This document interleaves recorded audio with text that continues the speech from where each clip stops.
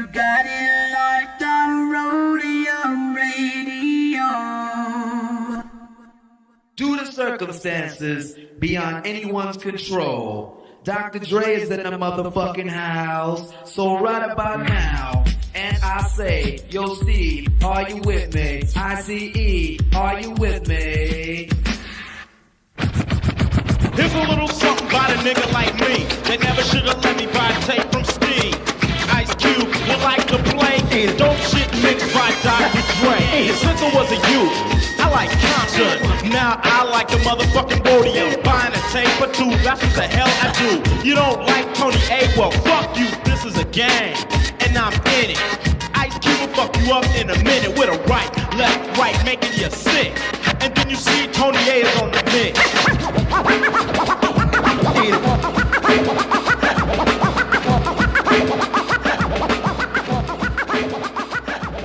Tony A!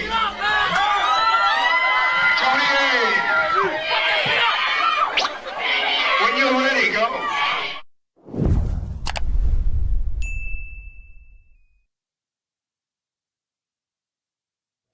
Welcome back, everyone, to Roadium Radio, episode 302. 302, and this was only made possible because of you guys. So before I introduce my very special guest of the night, first and foremost, I want to thank everybody who liked, comment, subscribed, everybody who's been faithful with us for 300 episodes, not including verse for verse, drinking with the wizard, dining with the wizard, smoking with the wizard. I want to thank everybody that have shown us love and support. So much love, much respect. We want to thank you guys. Other than that, the other day on Monday, I had a odd podcast. I don't want to say the podcast was odd per se, but the day was, because we only go live Sundays and Wednesdays. But on Monday, I had Louis the singer out of Texas, Mexican country singer. The guy's dope, and I'm not even a country type of guy, to be honest with you. But the music was dope, so you definitely got to go check that out. He just dropped a new single, I believe, with Paul Wall. Definitely go check that out.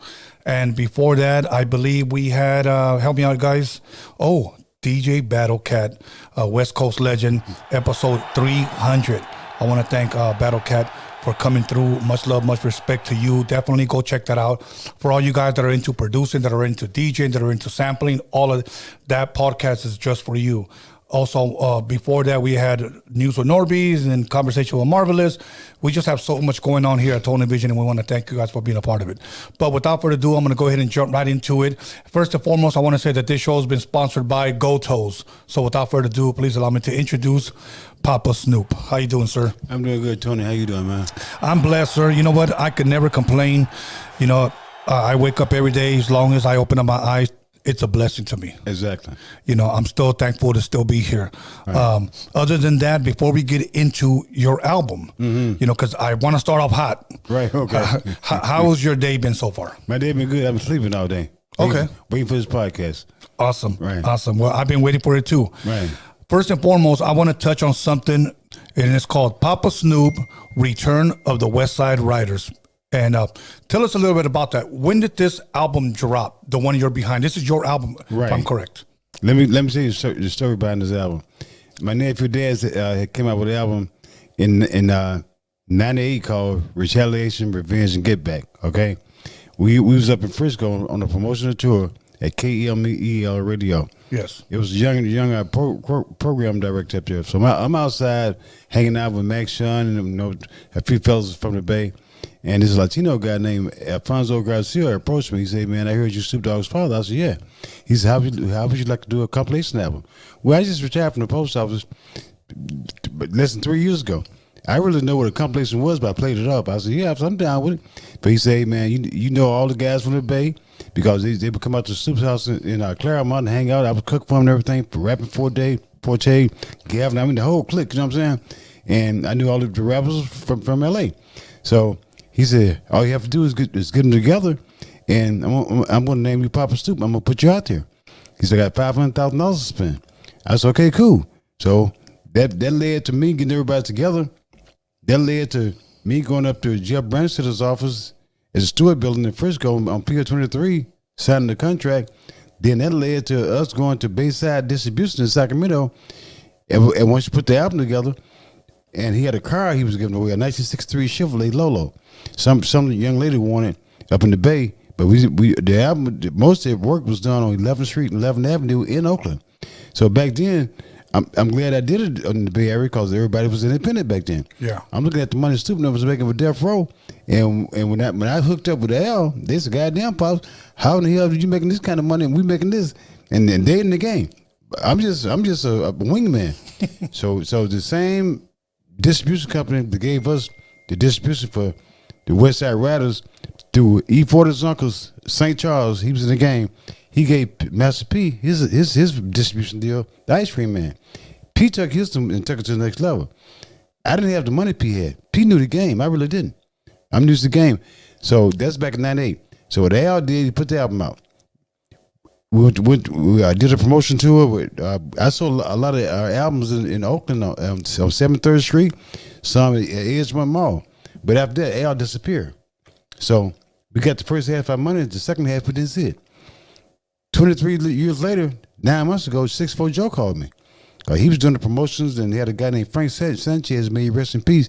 He had a magazine out in the Bay called Showcase Magazine. You remember that? Yes. Okay. And 6'4" 8 Pops, he said, "I heard Al got killed, and now the album is yours." Cause I was executive producer with Al. Yeah. So then 6'4" introduced me to Gold Toes in Houston. So we got going back and forth. You know how the music game go. You talking, and we finally got on the same page. And Gold Toes gave me a distribution deal. And once the Empire cleared all the songs, which had been cleared back in the day, okay, that was the green light for me to put it out. Wow. So you've been sitting on this record possibly since 1998, 99. Wow. But no one ever heard it. Wow. You just had it in the vault. In the vault, collecting dust. Wow. And at any time did you ever think like, man, let's try to put it out, let's try to, and it never panned out? To be honest with you, Tony, I forgot about it. Okay. But 6'4", he found me on Facebook. I ain't seen 6'4" in about 15, 16 years. He found me on Facebook. This is how close he and I is. He's like a brother to me, right? And he found me on Facebook. We got to talking, but he was the one called me. He got all this stuff started. Hey man, Al, we found Al got somebody killed Al. Now the album is back in your hands, Poppa Snoop. I'm gonna hook up with Gold Toes in Houston. I met Gold Toes, and now here I am right here, man. I mean, the podcast and everything's just coming into play, but Gold Toes is putting out the right way. You know, like you got Apple, iTunes, CD Baby, streaming, and he gave me a hell of a deal. He based in Houston, Black and Brown Entertainment. I want to give them a shout out. Absolutely. For putting myself out there. Absolutely. Much love, respect to Gold Toes. Once again, Black and Brown Entertainment. Right. Okay. And again, this album right now is on all platforms. Right. Poppa Snoop, Return of the West Side Riders. Right. Okay, dope. Right. You know, to give people a little sample of what's on it, I'm going to kind of go through some of these songs, if you don't mind, and if you want to elaborate about some of them, you know, most definitely you can. One of them, it says the intro, Black Diamond by Michelle A. This not on the album. Okay, this is what Gold Toes has sent me. Okay, so now song 2, Roll With Us. That's Dad's my nephew. Okay, so that one is on the album. That is on the album, right? Okay, I wonder why they would put. I have no idea. I mean, I know Michelle A. Yeah, but she's not on my album. Okay, you know what? He sent me the iTunes screenshot. No, but like I said, I seen Michelle A about 2 years ago. I bumped into her. Okay. In Westwood, I ain't seen her since '99. Okay. The song "Money" featuring Loonies and Drew Down. Okay, Loonies and Drew Down's on there, but I dropped Dad's first. I just dropped JT the Bigger Figure. Hey, don't down there. Okay. Next record I'm gonna drop a Stoop. Let me hit something. Okay. And the Loonies them, but it's further down. Okay. Yes. Yeah, they further down the album. Okay. But Gold Toes is one that I was one told Gold Toes I would drop Daz first, JT and Snoop. Right. Everything else, Gold Toes is gonna pick out and choose what he want to drop. Okay. And that's the order of the singles that you're releasing. Right. Exactly. Okay. Right. On here, I'm just kind of going through the order of the album. Right. So it's interesting because you have a song with Loonies and Drew Down together that nobody's ever heard. Nobody never heard none of those songs. Wow. Here's the deal. What I did, what Joe 6'4" did, he went on Amazon and found out they sold millions of copies on that. Okay, but we never seen not one penny from that.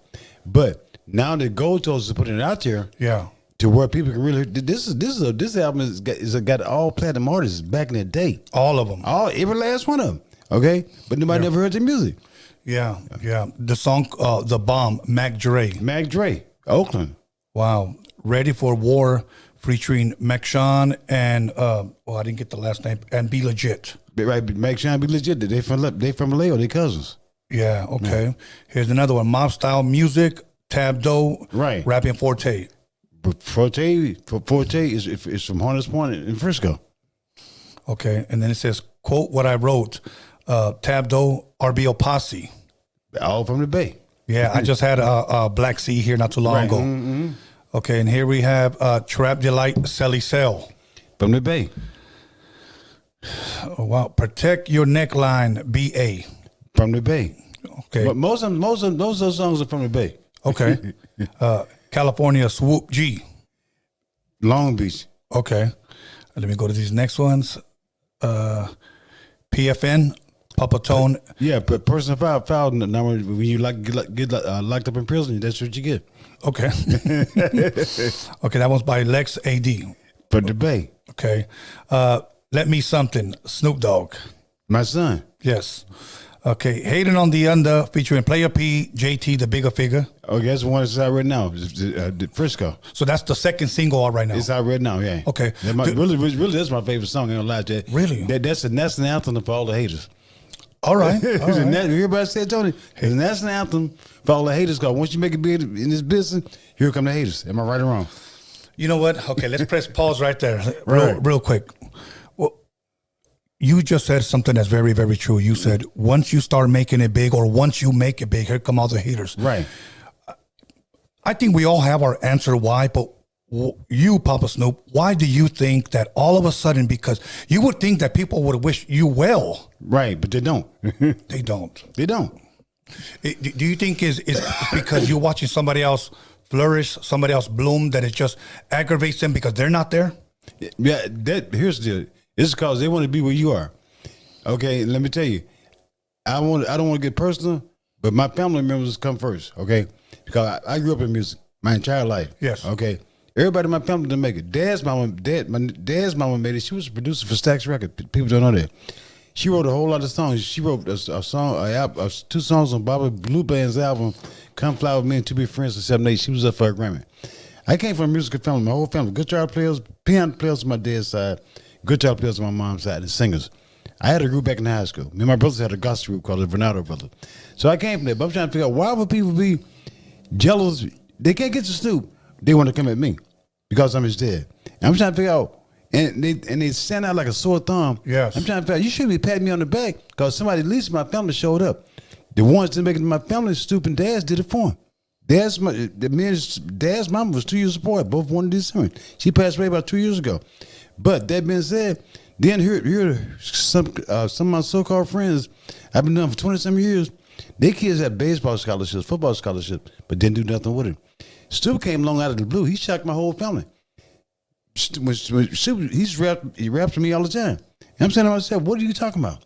And I'm going to tell you the same thing I told American Cholo. At 15 years old, when I lived in Detroit, I was going fishing down by Detroit Free Press, and he was rapping after Snoop. I had a long day. I don't feel like hearing this shit. He said, Pops, at 15 years old, one day the whole world is going to know who the fuck I am. He's 51 years old now. The whole world know who he is. He's one of the more recognized rappers in the world. But people don't know how he got there. I know how he got there because I'm his dad. Tony, me and you in the game. This game I'm following your lap. You got to put in work. I've been waiting on this moment right now for 33 and a half years. I've been in the background. People had seen my brother Jumo on stage with Snoop, but they hadn't seen me. I'm not the type father that's going to be out there, but with Snoop, hoorah, rah, rah. That's his career. That's his life. The main thing was to see him do better than me. He did that. My thing was, once he did better than me, got back to what I do. And what I'm doing right now is what I do. He does what he do. I leave it right there. That's a beautiful thing. Right. Look, let me say this. He is not one of the most recognizable. He is the most recognizable rapper out there. Mm-hmm. I mean, and anybody who differs, name me the guy who's up next, And I don't say that out of hate. I wish everybody love. Mm-hmm. I wish everybody success. Mm-hmm. But you can't hate on somebody who's, bro, you turn on the TV, Snoop. Right. You for breakfast, you want cereal, Snoop. Snoop. You go to the nightclub, Snoop. You go to the movies, Snoop. Right. So, yeah, let's keep it pushing. Okay. Give It Up, featuring Affiliates and Rodney O. The Bay. Yeah, I've had Rodney O here. Yeah. Okay. Make My Living, Sadell. Bay. Okay. Show Your Love, Black. Hopefully I'm pronouncing this. Melee. Who? Black Melee is the name of the artist. Okay, that's the Bay. Okay. And then you got Interlude. It ends with Al Green's. Al Green. That's Al Green who put me out there. Okay. May he rest in peace. Okay. Oakland. Okay. Dope. Okay. And once again, you guys, Poppa Snoop, Return of the West Side Riders is out right now. Definitely check that out. I'm definitely going to check it out because Goto just sent me this not too long ago. So now I want to go hear it. So now let me ask you this, because one thing about Raza, we still like hard copies. Is there going to be any hard copies available, even if it's a limited edition? Well, I'm gonna let Goto's handle all that. He's doing distribution and promotion and everything, and he's going to see. But here's the deal. He calls and tell me, asks me, do you think I should do this, Poppa Snoop, right? So I'm with it. He's doing my distribution, so I have to go with the flow. But everything he have done for me has been spot on. Okay, same thing that E40's not gonna do for me. St. Charles, spot on. So this is what they do. This is what they do for a living.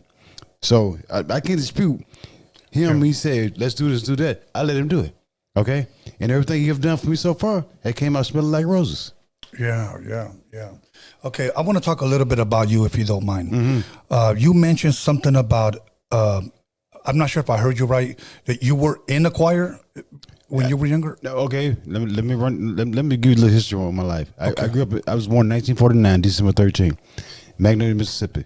I came from money. My dad had a landscaping business. He was a workaholic. His sister had a store. She was a workaholic. But his other sister had a milk dairy. She was a workaholic. All of Renatos were workaholic. All of Renatos down south, they call it Bonados, had money. Okay, they was well respected. The white man respected them. Okay, my auntie formed a choir. I live on a block called on North Street. They call it Lover's Lane. Cause I was telling the damn kids. She formed a choir and brought us green robes. And my dad's people, they was all about seeing kids be somebody. And my sister Eileen, dad's mama, she played piano. Her and Charles Dillon.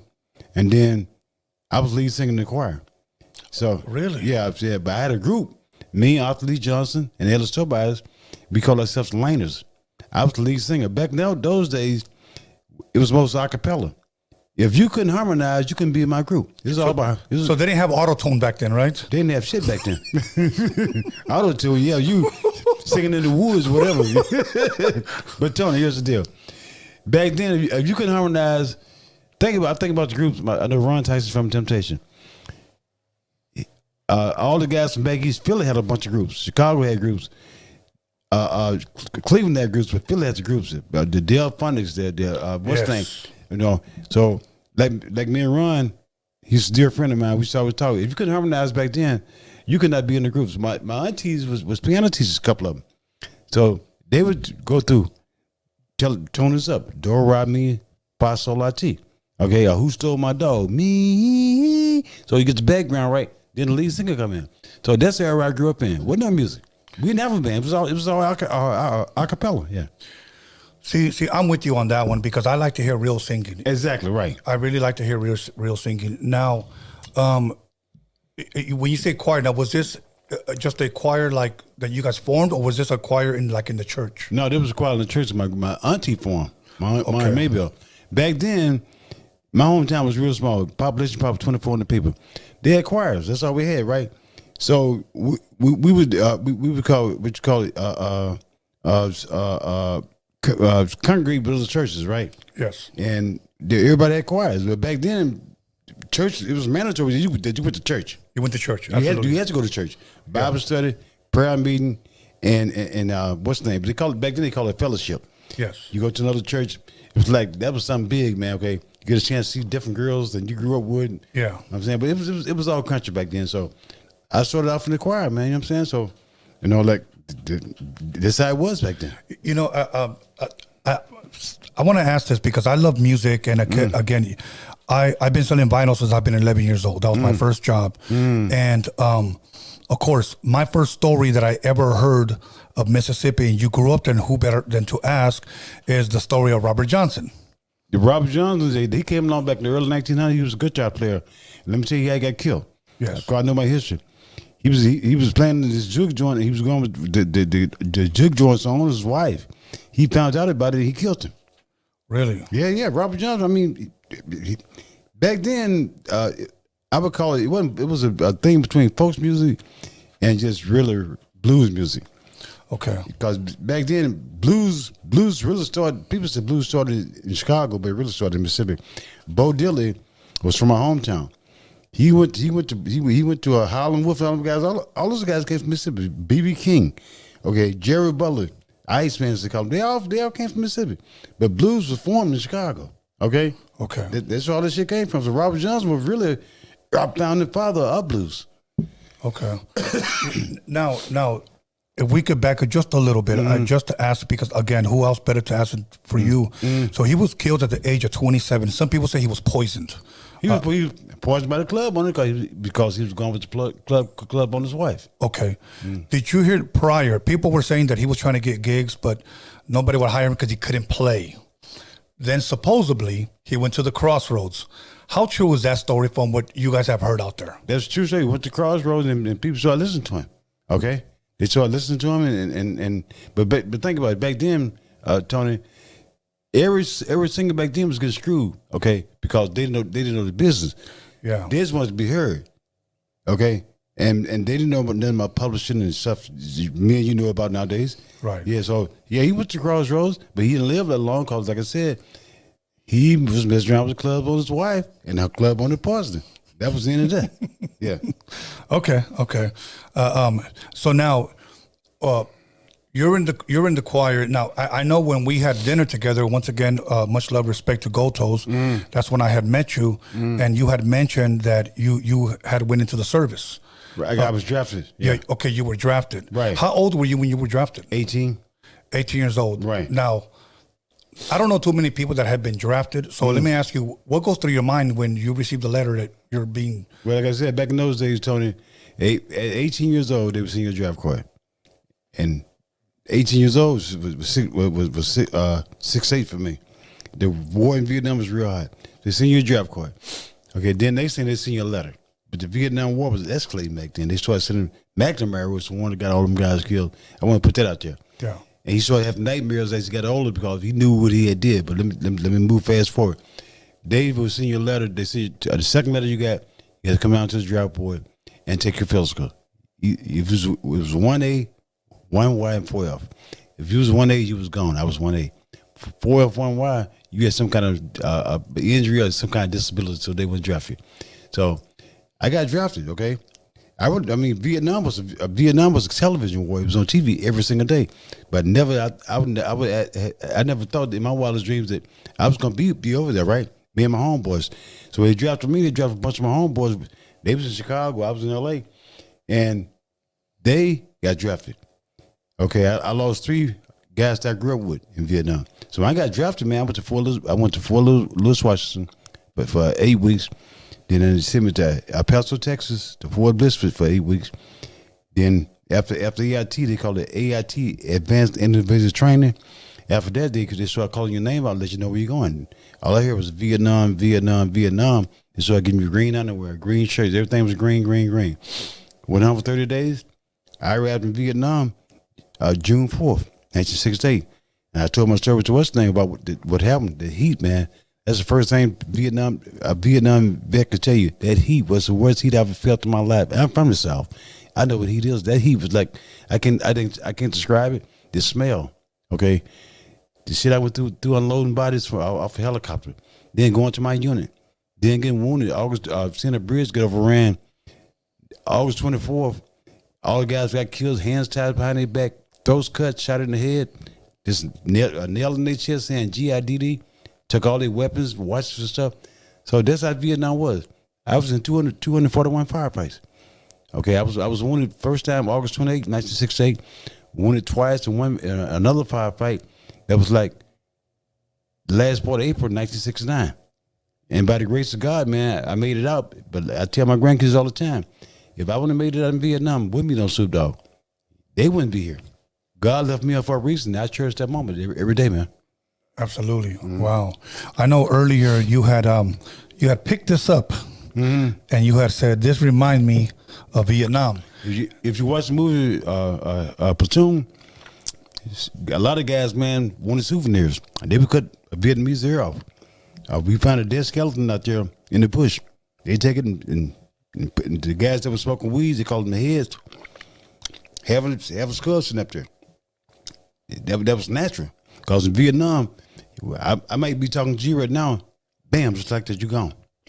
So no one cared. You know what I'm saying? Yeah. Nobody care. I mean, it could happen. We all knew this. Yeah. So we didn't care, man. So from Mississippi, what age did you make it out here? Came out here when I was 16 years old. And what brought you out here? My auntie and my dad had a sister out here, and plus he had cousins out here. My auntie lived in Frisco, and he had cousins in Sacramento. I had cousins in Sacramento and Oroville. So they brought me out here, but my brothers and sisters was already out here. My oldest Jumug was out here. My brother George was out here.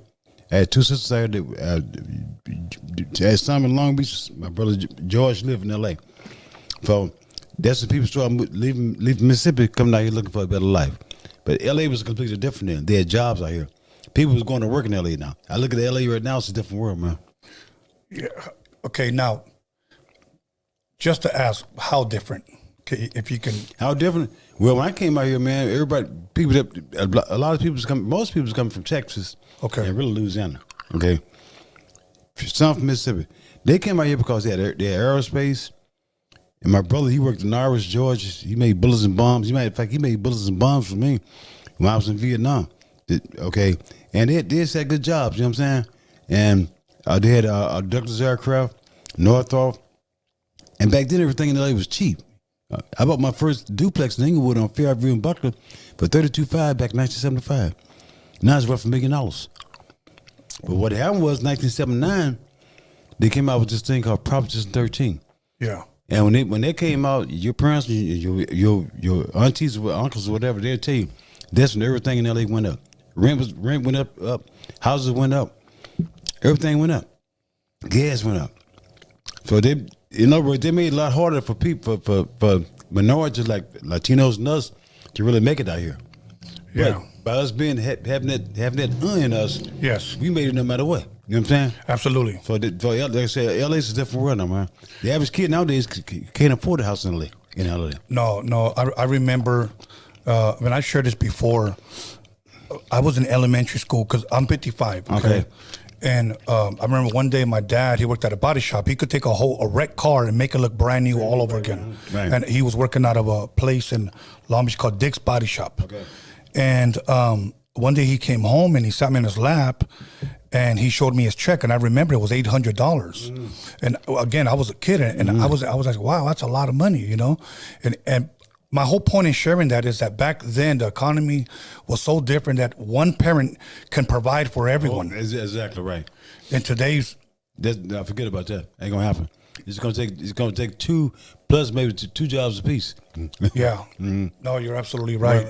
Now, I just want to touch a little bit on something because in the 80s we had the crack and the gang epidemic. What I like to say. Right. But I know that you saw being around. You saw the rise of gangs come up. I remember we lived in Compton because my family came from Mexico. We moved in Compton. I was about 8 or 9 years old when we moved to Wilmington. Right. And I remember when I was a youngster, as a kid, always hearing something like "Ain't nothing but the Pyru." And so one day I asked my brother, "What are they saying?" "Oh, they're from Pyru Street." Right. Now, one of my good friends, whom I love, and now he's a born again believer. He was one of the. He shamefully admits I was one of the originators. They wrote about me in books. One of the originators of the Pyru Street. Right. Yeah. So obviously, you saw the rise of that and the Crips. Yeah. Can you kind of paint us a picture of possibly what it was like? Was it blue and red immediately? Because he said it wasn't necessarily so. Well, let me tell you what happened. When I came back from Vietnam, I started working at the post office on 39th and Crenshaw, 1970. That was a nice area back then. Now we had Baldwin Hills, we had Ladera Heights, We had the shopping center on. Back then it was Santa Barbara, not King Boulevard. Okay. And you had gangs and stuff. You had the 30s, the Rolling Sixes, you know. I don't think Trey Hoover was around then, but I know you definitely had Crips and Bloods, right? Yes. So back then, they was just gang banging. Wasn't no money around. So what happened was, in 1980, that's when everything changed. I'm gonna tell you why. Remember when Richard Pryor got caught on fire? Yes. He was freebasing. Yes. Went from freebasing to crack. Back in the 60s, cocaine was the rich man's side. Okay.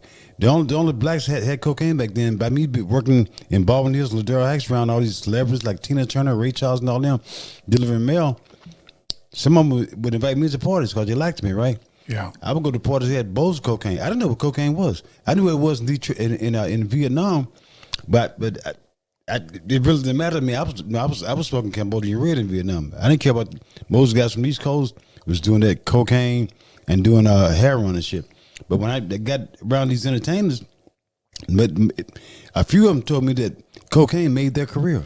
But what happened was when they started turning cocaine into crack to where everybody could afford it, that's when everything started getting bad. I used to ride down Crenshaw, cruising there on Sundays and stuff, like it was nothing. When crack came along, 54th and Crenshaw, 48th and Crenshaw, they started claiming corners. That's when gangs got bad because they started making money. Yes. Now I'm making money on this block, right? You come along and take my block. Now you got drama. Yeah, because you're short stopping somebody. Exactly. So it spread all over LA.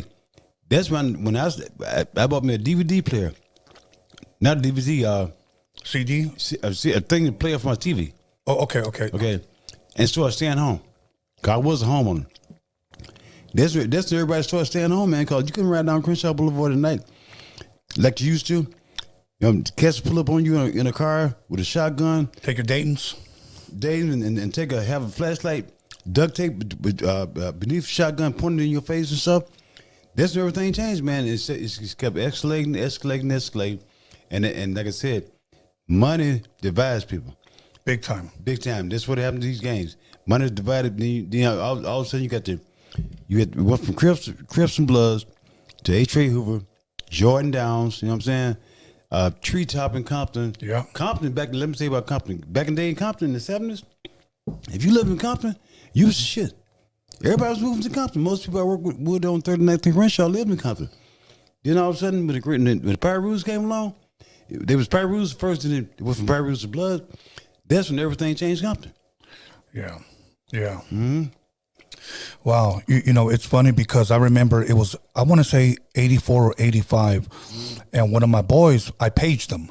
And he, what's up, big dog? What you doing? And I was like, you know, back then when you pay somebody, you leave the code so they would know who you are. Right. What's up, big dog? I'm over here making some money. And I was like, let's hang out, man. Let's have a couple of beers or something. Now come through. It's balling over here. It's rolling. We're rolling over here. And I was like, all right. And he was always bragging about his neighborhood. Okay. I went down there.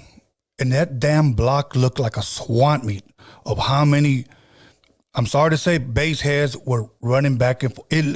It was people coming back, and I was like, who in the hell? He goes, all sales, homie. All sales. Let me get a 20. You got a nickel? I ain't got no damn nickel. Right. You know, let me get... You got double up? Yeah, exactly. Let me get 50, open up to 50, you know.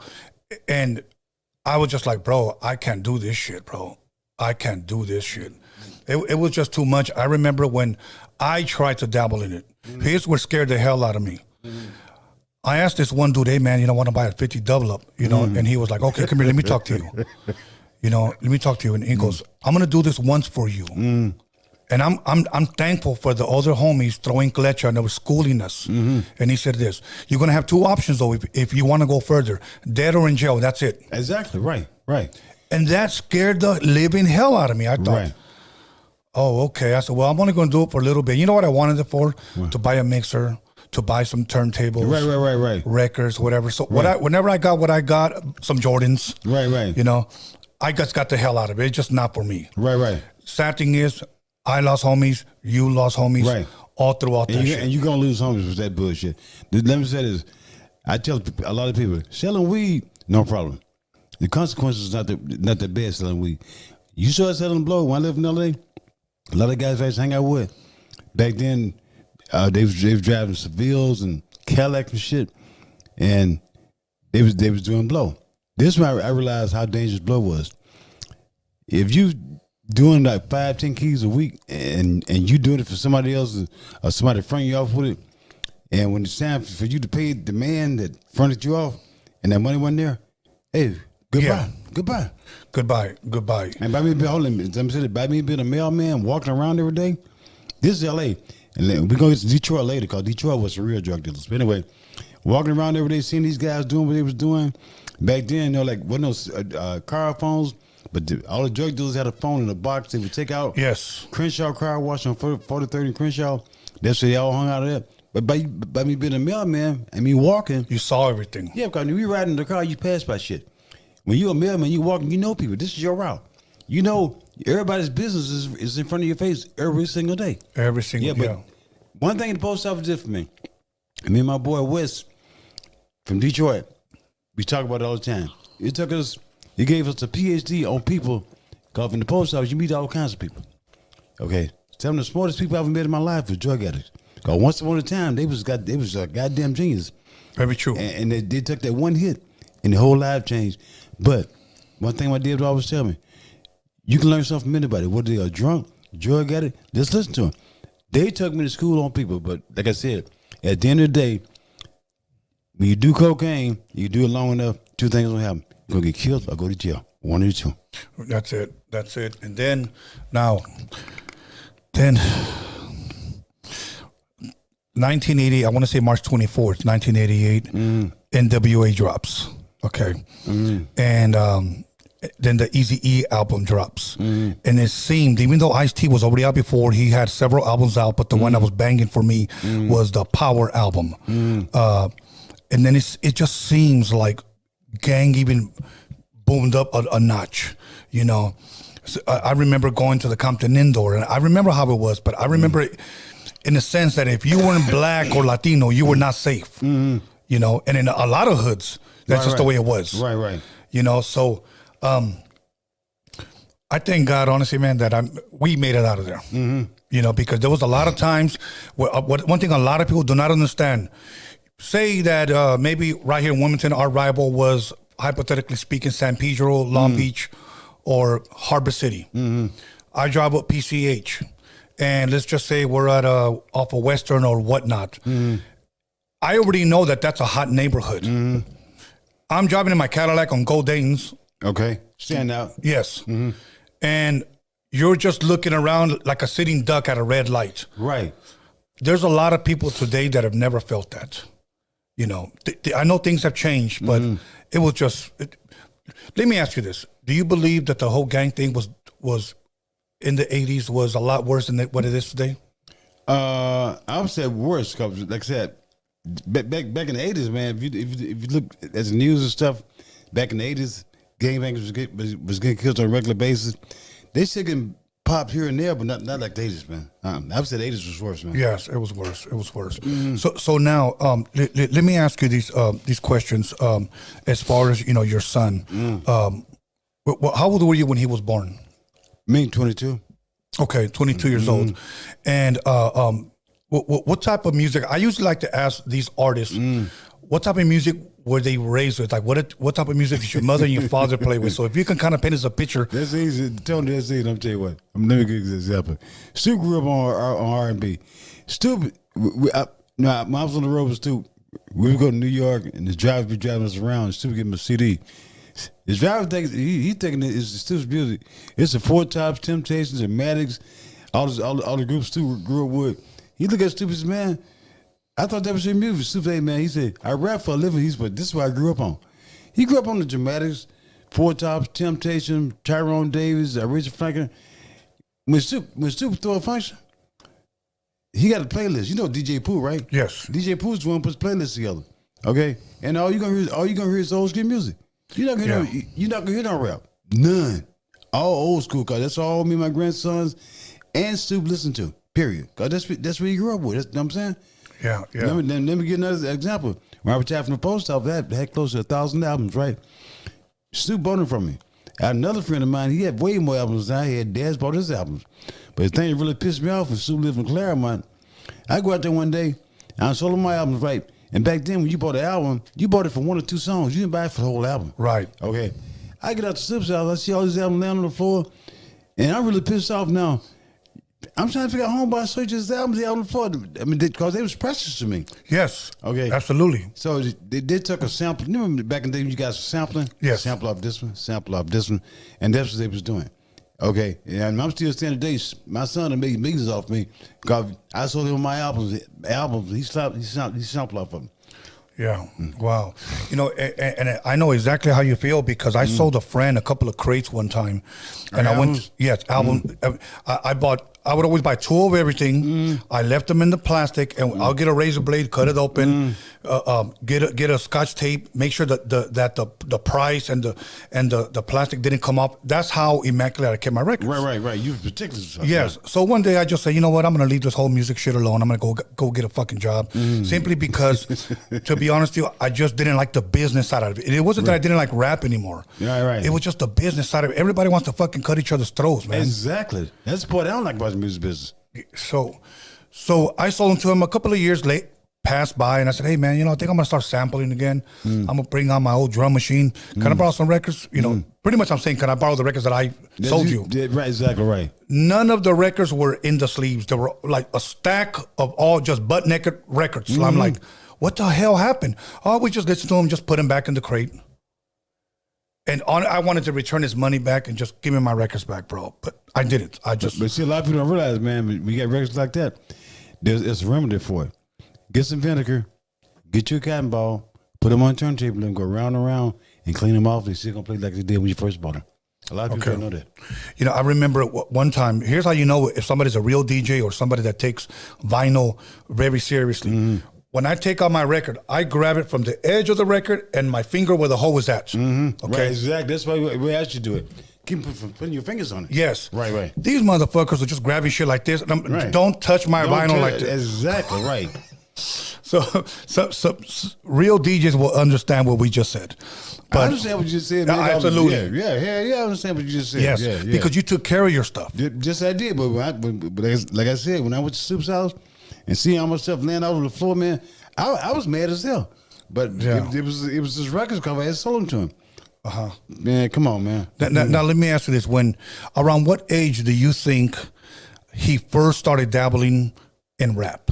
12, 13 years old. 12, 13 years old. Because Dad's had a little turntable in Long Beach and stuff, and they lived walking distance from one another. And I think he was dabbling in rap, but he called me in Detroit and said, "Pops, me and Warren G and Nate Dogg got a group." He said, I'm spitting, Warren G DJing, and Nate Dogg singing. And his name of the group was 213. This is around by his 11th grade. He was in 11th grade. Okay. I think 11th grade back then. He was in Poly, if I'm correct. Yeah, but I went to Poly, right. But Nate Dogg and Warren G graduated a year before Snoop. They was older than Snoop. Okay. And you know, like I said, nobody in my family took him serious. We just laugh at Snoop then. What in the hell are you talking about, man? They always rapping, and we old school. Yes. So like I said, he shocked everybody. As of right now, I'm still in. And what he said, we was 15. He said, one day the whole world gonna know who the fuck I am, and here he is. The whole world know who he is. Yeah. I saw an interview years ago, Isaac Hayes, and they asked him, "What do you think about rap music?" And he goes, "Man, I don't know. Back then, rapping was just talking to someone." Right. What you call it? Rap. Rap is a babe. You know what I mean? Yeah. I'm gonna go rap to this fool real quick. Right. You know, but yeah, when he said that, I was like, "Wow, that's true." So now, at what point do you recall that he met Dr. Dre? Did he tell you like, "Hey, I met Dr. Dre"? Yeah, but let me take it back on that, Tony. Yes, sir. Now, I got Super's first job in Detroit, 1987 on Woodingham and 8 Mile. Okay. I worked on 8 Mile and Livernois, walking distance from there. And like I told American Cello, this I think it's going to the 3rd week that he was up in Detroit because Beverly, his mother, was having problems out of him. And she told me, I'm going to send his ass up to you for the summer because he was selling dope, woo, all this stuff, right? So every time I would pick him up from work, everybody said, "Man, your son's a hell of a rapper." But I'm a singer, man. I'm in Motown where everything started at. I'm trying to figure out what he a hell of a rapper. I wasn't giving a shit about no rap, man. I really wasn't, man. So from that point on, man, like when he went back to Long Beach, to go back to school, and he called me one day and told me he was with Above the Law. I had heard of them, but like I said, once again, I'm in Detroit, where everything started from. Then I think maybe about less than 2 weeks, he called me again and said, "Hey, Pops, I'm with Dr. Dre." I had never heard of Dr. Dre, but some of the younger guys I work with knew who Dr. Dre was. My boy TD, I call him D West. He lived walking distance from me on the east side. He came out my house one night, brought my album. And I seen NWA. I said, what's that? He said, I said, what do that mean? He said, that's nigga without attitude. He said, man, if your son with Dr. Dre, he finna become a millionaire. Then all these other young kids started telling me about Dr. Dre. I still didn't know who he was. But what happened was, November, he called me and said, "Hey, Pop, I just wrote my first song for Dr. Dre in 1 hour and 45 minutes. It's called Deep Cover for the soundtrack." Okay, he says, coming out the 21st of January next year. Go see it.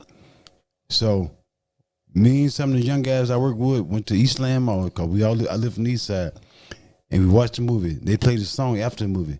And what like I told American Cholo, the part that caught everybody's attention was when he said 187 on the undercover cop. Creep with me, have to crawl through the hood, maniac, lunatic, call him Soup Eastwood. But that 187, he had sold some drugs to an undercover agent.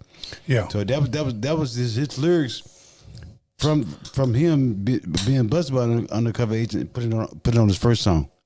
And I see y'all sound pretty good. But what happened was in March, he called me. Now we was talking all the time. He said, "Pops," he said, "Dr. Dre and Suge want to meet you. They want to know where I got my musical talents from." So I went out to LA, right? And there was a Solar Records on Conga on the 6th floor. And this is before the death row thing. There wasn't even much death row there. They was on the 6th floor, Tony, and like I said, I picked up Soup at the airport. I'm all dressed up. I'm thinking, well, you got a deep cover out and you got money and shit. All dressed up. So it's half dead. My nephew Daz and Stu picked me up at the airport. I go outside. They drive a 1978 Monte Carlo, bald-headed tires, enough Popeye chicken bags and excuse me, and McDonald's bags to start a recycling company. Stupid, "Hey, Pops, you got $10 on you." I was like, $10? I was, man, you got a hit record out. He said, "Pops, he's without gas. We can make it back to my apartment." So I put some gas in the car for him. I drove up to Whitley and Franklin, between Sunset and Franklin. No, Franklin is the last block you're gonna hit off Whitley. Go up there, park the car, go in his apartment. I see all these drug addicts out there, right? I'm saying to myself, that's another red flag. The first red flag, we asked you for $10. Second red flag, okay, you living in a flea bag apartment. Go inside. He was living with the DOC. You know Doc is. Absolutely. Doc had lost his voice. He had came out with an album, I think. That was my first time meeting him. He had lost his voice. Walking Soup's kitchen, he had a sign on his refrigerator saying, "If you didn't bring shit, don't fuck with shit." When I looked inside the fridge, wasn't shit in there. Empty, right? So I'm knowing you're doing bad, right? And stupid type person, he ain't gonna tell you nothing. You have to find out the hard way. So went to the studio that night, 6th floor. That's when I met Dr. Dre. I saw somebody sitting over there. I said, "That's got to be Dr. Dre." And that's when I asked Dre. I said, "Hey, man," I said, "they heard the music. I said, this shit gonna sell." And Dr. Dre said, "We going platinum." Tony, I didn't know what platinum was. I grew up with gold records, not platinum. You know, if I may explain to the people really quick, a gold record is a plaque that the record label gives you when you sell 500,000. 500,000 records. When you receive a platinum is when you sell 1 million records, right? And we're talking about at the time CDs, cassettes, vinyl. Right. Yeah, so at the time you only knew about gold, not necessarily platinum. Right, I only knew about gold, Tony. No, I do want to bring something up because your son had a hit record out at the time because everybody was bumping deep cover. Everybody was. Right. Okay, and then for him to borrow money from you when he had a hit. $10. Yeah. When I was signed, and there's only one reason why I bring this up. And I won't mention the group because I got love and respect for them. And we did the biggest paid show we did was in 1992. It was in Miami, and we got $5,000 for 15 minutes. Up to that point, we were getting between $25,000 to $3,000 for 15 minutes. So I said, $5,000, hell yeah, we're going to make some money, whatnot. We went over there, saw this group that is still world famous today and got a start in the Hollywood Walk of Fame, a rap group. And but one of the guys asked me, hey, man, can you buy me a Corona? And I said, all right, cool, whatever, man. I bought him a Corona, and he tells me all bored, yeah, we just win gold. And I said, shit, you should be buying me a Corona. Right. And he goes, no, we're still on this promotional tour. We haven't gotten anything yet. And I was like, what the hell? That's the part of the business that I never understood. Right. If the record is number one and it's selling and it's a hit, Right. who's collecting? Not you. Thank you. Not you. But I'm gonna tell you what the thing that really get me, man, is that you're like a lot of people, fans and stuff. They think, man, when you put up on this tour bus, we won't wham and hear you on record that, hey, man, that you got money. Yes. And I never forget when I was at Stoop's apartment on Benway. It was Young Big C Style and all the homeboys, and the Chronic had dropped. I think it went double platinum, right? I came out from Detroit because we were shooting a video called "Let Me Ride." My son Soup tell me, say, "Hey, Pops, you got more money than anybody in this room." I was Snoop. The Chronic done sold the double. I mean, it's double platinum. He said, "Pops, you got more. You got a car, you got a house, you got rental property, you got a boat." Which I had all this stuff. I've always been in the real estate. You know what I'm saying? Yes. Snoop was my only kid. I'm really buying this for him in case if something happened to me. He got a half-ass set, right? I'm saying to myself, I couldn't believe it. But as I got deep into the business, I began to realize, man, these cats they haven't seen no royalty checks. I seen Quick and Warren G and Snoop say, man, what's the royalty check? Okay, if you not getting a royalty check, who getting the money? People don't realize, man, it's a music business, but people don't realize how scandalous and ruthless this business is. Big time. Let me say this, Tony. I just started my label back up, Poppa Snoop Music Group. And I've been around this game 33 and a half years. And I always said to myself, one day my day gonna come. I was a fly on the wall, watching every move Dre, everybody I've been around make. And I knew if I got distribution, I knew if I got the right artists, I could be just like Suge, Barry Gordy. I had to pick the right people. And it might take me a while, but I know for a fact I can get there. But I'm looking at Suge making all this money. Okay. I'm looking at Suge when he pulled this shit on Stu. When Daz came and got me one day, say, I'm going to take up death row for Suge. Just took Nate Dogg's car, Stoop's car, Razor's cars, and he'll start paying them who won well.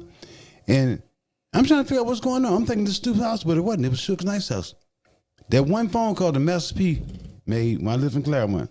When he called me today, he said, hey, man, hey, Pops, Poppa Snoop, this Master P. I know where you're from. Bring your boy down to No Limit. Master P saved my son's career. Yes, he did. Okay. And after that, the last concert the last album Snoop did with Master P called Last Meal, I knew what it meant. Called him his daddy. After Snoop, get your own record label. After you, P done made money after you. Suge done made money after you. You're going to take POC, get your own shit. So that being said, man, people don't realize, man, this is a rotten business. Yes, it is. That's why nowadays, think about it, Tony. I know a whole lot of guys rap. And with this new technology, they don't want a record deal. They call it a 360 deal. They want a piece of everything you do. Snoop, Fat Joe, Busta Rhymes, the old school rappers, they don't have to deal with that shit. Because they icons already. They don't play that shit. You think they're going to say, oh, you're going to get a piece of this and that? Or it ain't going to happen. No. The new rappers that don't know the game, yeah, it's going to happen to them, but not Snoop now. Give me, if you can take me back. So you meet Dre in the studio, and I believe you said they're possibly recording the Chronic. They was recording Chronic. What was your first impression of Dre when you first met him? Laid back, quiet, all about his music. He was sitting behind the piano. One thing about Dre, man. Yes, sir. And I said he's the only producer I know that can bring the best out of Snoop. Because after Dre left Death Row, these other producers, they was intimidated because who Snoop was. Okay? Yeah. They really was, man. But Dre is the type of person this way. If he has to keep Snoop in the studio 2 or 3 days, and he go outside and put that CD in his car and didn't sound right, okay, come back tomorrow. Anybody who on Death with Dre would tell you that. Anybody who ever did songs with Dre would tell you that it's not a one-night stand with him. It's not a two-night stand. To you, it might sound good. To him, it ain't right. And you are 100% correct. And the fans of Roadium Radio here have heard me share this story maybe once or twice. There was a studio out here called Audio Achievements in the city of Torrance where Dre produced the first NWA album and the second one, the Eazy-E album, Michelet, the DOC, Above the Law, and JJ Fad. And because of my manager at the time, I was blessed and fortunate to attend a couple of those sessions. Right, huh? So I was there at one time when Eazy-E was dropping vocals. All the other times that I had gone there, he was just hanging out, whatever.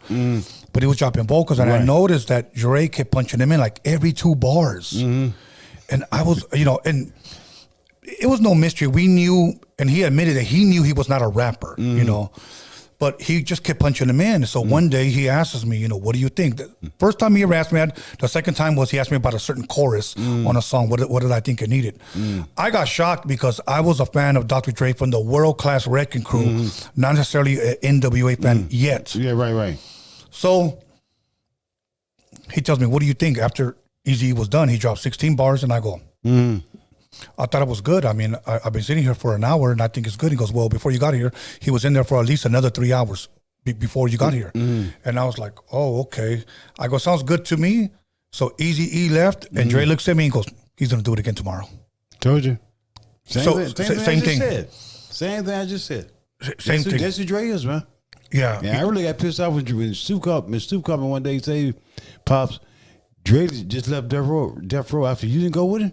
He said, Pops, I can't leave. I'm dang handcuffed. But let me tell you how all that came about. Okay, Suge, Can-Am Studio. I was a driver for Snoop and them, to cook. I was everything for Snoop and them. I was driving them to Can-Am Studios. Because every studio they had been in, they had kicked him out. So I think a friend of mine, Bush Smalls, was one found Can-Am Studios. So back then, the working environment was cool. Dre was used to working in a quiet environment. So Snoop had a meeting one night. I never forget it. He was asking everybody who would vote for him and David Kennedy to go to New York and get Pac out of jail. Pac had been in jail for almost a year. He was catching pure hell in jail. Yeah. Snoop and Daz was the ones that say, man, go get him. We know him. So he'll blend right in with us. They was worried about him there, not knowing all this bullshit was going to happen the next year with Pac, not knowing he was going to lose his life. Yeah. They wouldn't have got him. But when Pac came to Death Row, I never forget it. I was there when he pulled up. 1995, Sugar just bought him a Jaguar 2-door rag top. Bought him a chain, Rolex watches, boo one wham. This is how Sugar was getting people. He shower you with gifts, not knowing you got to pay the shit back. All recoupable. Right. So after the studio, Pac let me drive his Jag back at the Claremont. He was out there for about 2 or 3 days, him and Thug Life and Outlaws, right? So, but I noticed about Pac, when Pac came to Death Row, he started bringing a lot of people in. The whole atmosphere had changed, right? Yeah, Studio A, Studio B. Really, I started hanging out in Pac's studio more than Snoop now. I used to hang out with Snoop now, but Pac had all the women. Yeah, okay. The girls love Pac for some reason. I'm serious. I believe that's even still now. And his test was bumping. If Pac had 25 people in the room, he would put you on an album. Then after he do the song, he would tell you what he meant word for word. Pac was like, it's like the only thing that Pac was missing. His mom was in his life, but his father was not in his life. The advantage Snoop had me. All his homeboys had me. All his homeboys tell you, I was everybody's daddy. I was doing shit for everybody. I'm trying to lead these guys to the right direction because I'm saying they got talent. But I knew the ones who was gonna make it and the ones that wasn't gonna make it. That's for damn sure. Okay, the ones I handpicked, LT Hutton made it. Twins made it. Warren G made it. Daz made it. Superfly made it. I knew who was who because I grew up in music. Yes. But like I said, Pac, I think Dre didn't like that working environment, and he boned out. But he had a game plan. Okay. Yeah, he didn't leave without having a backup. He had a game plan. But don't forget, think about it. When Dre left Death Row, 2 things went down. Production went down. The videos went down. People that got to realize all the videos that were shot at Death Row, it was all behind Dre. When Dre left, think about Death Row went up. And then when Snoop left, when Suge went to jail, when Pac got killed, Master P went up there, worked out a deal with him. I don't know what happened, how it happened. But Snoop went from Snoop Dogg. Then Death Row really went down, and now Snoop got Death Row back. But I can guarantee you one thing: he going through so much bullshit trying to tighten things up that was left all messed up. To where who knows how long it's gonna take it. And let's face facts, Tony. The music business is not what it used to be. No. That money ain't there no more. No. The average rapper nowadays is not gonna see the kind of money Snoop and all them guys made back in the day. It's no way. Maybe Drake doing it, but the rest of these guys coming up with the shit I'm hearing. Now, my artist, West, I'm dropping him in July. He can rap. Yeah. He been with my grandson Spank for about 10 years. He the truth. Okay. I kind of see him do. I heard him one night at my grandson's house, Spank's house. We in the garage, right? I said, okay, I'm knowing you're a rapper, but I'd never heard him before. I'm hearing these songs, man. I said, damn, who's that? Wesley, that's me, Pops. I said, man, you're a platinum artist. Not that I'm saying I'm an expert. I know a platinum artist when I hear one. Yeah. West is a platinum artist. You got the look, you got the swag, you got the plus he's hungry. You got to be hungry. You got to be hungry. You got to be hungry. Because there's some people that are so fucking talented, you can't get them to show up on time. Thank you. Because they're not hungry. They're not hungry, Tony. They're not hungry.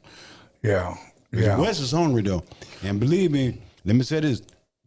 To all the viewers out there, you're going to hear about this guy named Big West from Texas or Canada, Arkansas this year. Trust me, you're going to hear from him. Okay. He is the truth, okay? Okay. Awesome. That's my first artist. Okay. Then here we have, let me ask you this about Suge. If you can walk us through the first time you met him and what was the vibe that he gave you? Well, the first time I met Suge, I'm telling you, the first time I met Suge without seeing him. The second day the first day I went to Solar Records with Snoop Dogg. Second day we supposed to go back to the studio. We on Woodland and Franklin, right? In front of Snoop's apartment. Me, Dad's Corrupt, and Snoop. This was when Snoop's name Corrupt and Dad's the Dog Pound. I was right there. We said y'all the Dog Pound. So Dre pulls up in a 750 BMW. The 4-door. He had two big guys with him, and he told Snoop, hey man, he said we're not going to the studio today. Some shit went down with Suge last night. He got into some guys shot up in the ceiling. I still hadn't met Suge. When I finally met Suge didn't have shit, and little did I know, Dre didn't have shit. There was a chronic save Dre. When he made that speech at the Walk of Fame, when my son made the Walk of Fame, I mean, Dre kind of keeps to himself. One thing Dre would always tell me, the less people know about you, the better off you are, and he was right. He's right about that. Can you repeat that again, please? The less people know about you, the better off you are. And that's the way I like to live my life. Right. Dre would always tell him that, and he was telling the truth. The less people know about you, the better off you are. Very, very true. Mm-hmm. And I would always tell people, you know what, a private life is a happy life. Mm-hmm. And motherfuckers will tell me, you can't be that private. Motherfucker, what do you want to know? Right. What color underwear I wear? Right. Shit. Right. Like, you know, you just need to respect people. And but I knew that's the way Dre is, and most likely he probably still is that way. No, he is that way. And man, guess what? I'm that way too. Yeah. Think about it, Tony. After 33 and a half years, people just begin to see who Snoop Dogg's father is. Yeah. I could have been that type father, man. Like a lot of parents, the kids become famous, they want to be in the spotlight. That's not me. I've been with Snoop through his whole career. People don't realize that. I've been on the road with him. When the Snoop is on stage, he might say, my pops is here, I do this, and that's all I'm going to do. That's his show. That's his show. That's his show, and that's his business. My thing is like this. I've never gotten in Snoop's business, Shantae's business wife. I've never gotten in my grandson's business. My thing was, Tony, like I told Snoop from a kid, don't be like me, be better than me. Do what I do what I say do, you'll be all right. He did better than me. All my grandkids are doing good. I'm a blessed man. But that's what they do. My thing is that now you guys doing good. I can lay back and enjoy my life. But my main thing is that you guys showed up for me, and that's all I wanted. Yes. So, okay, Suge goes to jail. Right. In your opinion, do you think he'll ever get out? No. Bad Veggie said I don't think Suge. Right now he has medical problems. But let me take you back to that story. My second grandson, Cordell, we call him Dirty. He played for his last year of football at Bishop Gorman in Vegas, right? So he played with Suge's ex-wife's son, Muhammad Ali's grandson. You know, Bishop Gorman is like a private school. You know, all the, Yeah. you know, you feel me? So after the game was over, I'm walking off the football field, and everybody called me Poppa Snoop or Pops, right? I heard I kept hearing their voice saying Vernell, Vernell, Vernell. And I said, this got to be somebody know me. Then just so happened it was Suge's wife, Sharitha.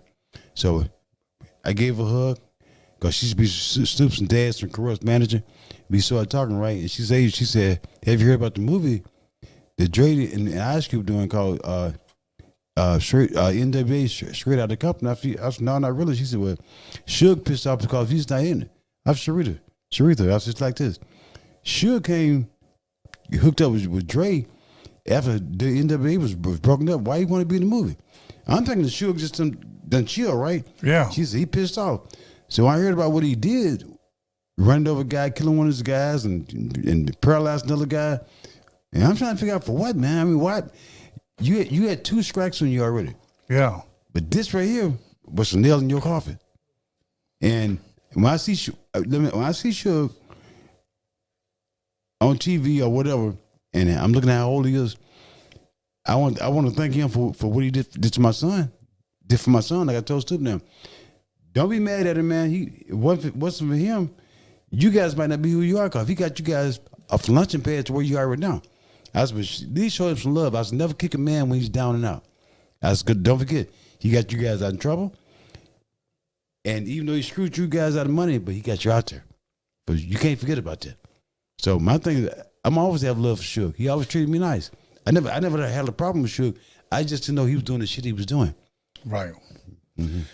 You know, it's the same thing with Jerry Heller. I put up a picture of Jerry Heller, and I respect him because he was always straight up with me, man. He was always good with me. I had no problem with him. Right. I've had dinner with him. I've had a drink with him. He actually managed me and another artist. I was a producer, DJ, and the other guy was a rapper. For about 2 years, his book came out. We went to his book signing. He signed the book. I met his wife at the time. He was always good, but whenever I posted up a picture, it was just all negative. Fuck this dude. Fuck this motherfucker. And I had to explain to certain people, I didn't know that guy. I didn't know that guy. Now, I heard everything that supposedly he did. Right. But can I say for sure, he did that? I don't know all the details, bro. Here's what I'm hearing. He's a fucking thief. I can't just run on what everybody else is saying because I do want to say this. Okay, I had Lonzo here. I had Lonzo from the World Class Record Crew here twice. Much love and respect to Lonzo. I can pick up the phone and call Lonzo, and we got love for each other. I said, Lonzo, there were people that left your camp saying Lonzo was ripping us off. And then there were people that went to NWA with Eazy-E, then left Eazy-E and say Eazy was ripping us off. Then they go to Death Row, and they leave Death Row and said Suge was ripping us off. I was like, 3 times, and he was like, you got me, Tone. I think if that was true, along the lines, they should have learned the business already. The first time it should have learned when you got screws put to him. Yes, because you have hit records and you're broke. Like that tripped me out. I was like, how is that? But Tony, I'm telling you, man, I was just like everybody else before my son came into this business. And like I said, I've had 33 and a half years in this business, and I look back from the very beginning when Snoop and Dadson first came to the music business up until right now, and they still fighting over this and that, and I still don't get it. I mean, Jimmo, long story short, I've never thought that the Death Row era would spill into 2023. I'm thinking, okay, it's going. And I'm still seeing myself on TV going to court with Snoop. I'm still seeing me on videos. I'm still seeing me July 4th at the House of Blues with Park, the last concert he did before he got killed with Snoop. Okay, the night was Suge. People don't realize it broke my foot because he was so damn drunk that night. And you know how big, everybody knew how big Suge was. Yes. And he got hugging Tupac because Suge had a bad habit of hugging people. He loved to hug people. And he stepped on my damn foot. And when I went down, he grabbed me by my suit and picked me up with one hand and drove me back in the dressing room. He paid for it, but my foot was broke because of Suge. Because he was drunk. And when you're drunk, you weigh more than you do drunk than you do when you're sober. Right. And that night, he felt like he weighed 1,000 pounds. Yeah. Wow. After watching Straight Outta Compton, what were your thoughts on it? I loved it. I'm telling you what, I loved it because the film quality. I'm knowing that Dre. I'm knowing how good Dre is. What he do. I'm knowing Ice Cube is a film man. Period. Now, that being said, the movie All Eyes on Me. I'm in that movie. People don't realize that I got 5 scenes in that movie at the tail end of it. Really? Yeah, I'm the guy that walk upstairs and tells Pac, they're downstairs talking about you. I'm the guy at the airport when Suge told Snoop that told us we can ride with Snoop, ride the next plane, come to the next jet, Snoop ride with us. That's the part when Snoop said he grabbed a knife or whatever he had in his hand and sit in the back by himself with his head covered up. Yeah. Yeah, okay. I'm at LT Hutton put me in that movie. The part when Pac goes in the backyard to the barbecue. That's my 1970 Buick Deuce and a Quarter that he walked past. That's my car. My car was in the movie before I was, okay? So I made the big screen, period. So that being said, man, it's like NWA was cool. All Eyes on Me was cool. And I like both of them. And I'm not going to say which one I like the best, but at the end of the day, I want to thank you. I want to send a shout out to LT Hutton, but he must give me the opportunity to be in that movie. He put me in my first movie. It wasn't a movie, it was a documentary, Rhymes and Reason, with the Lost Boys. Remember that? Yeah. Rhymes and Reason? IST was a whole bunch of people on that documentary.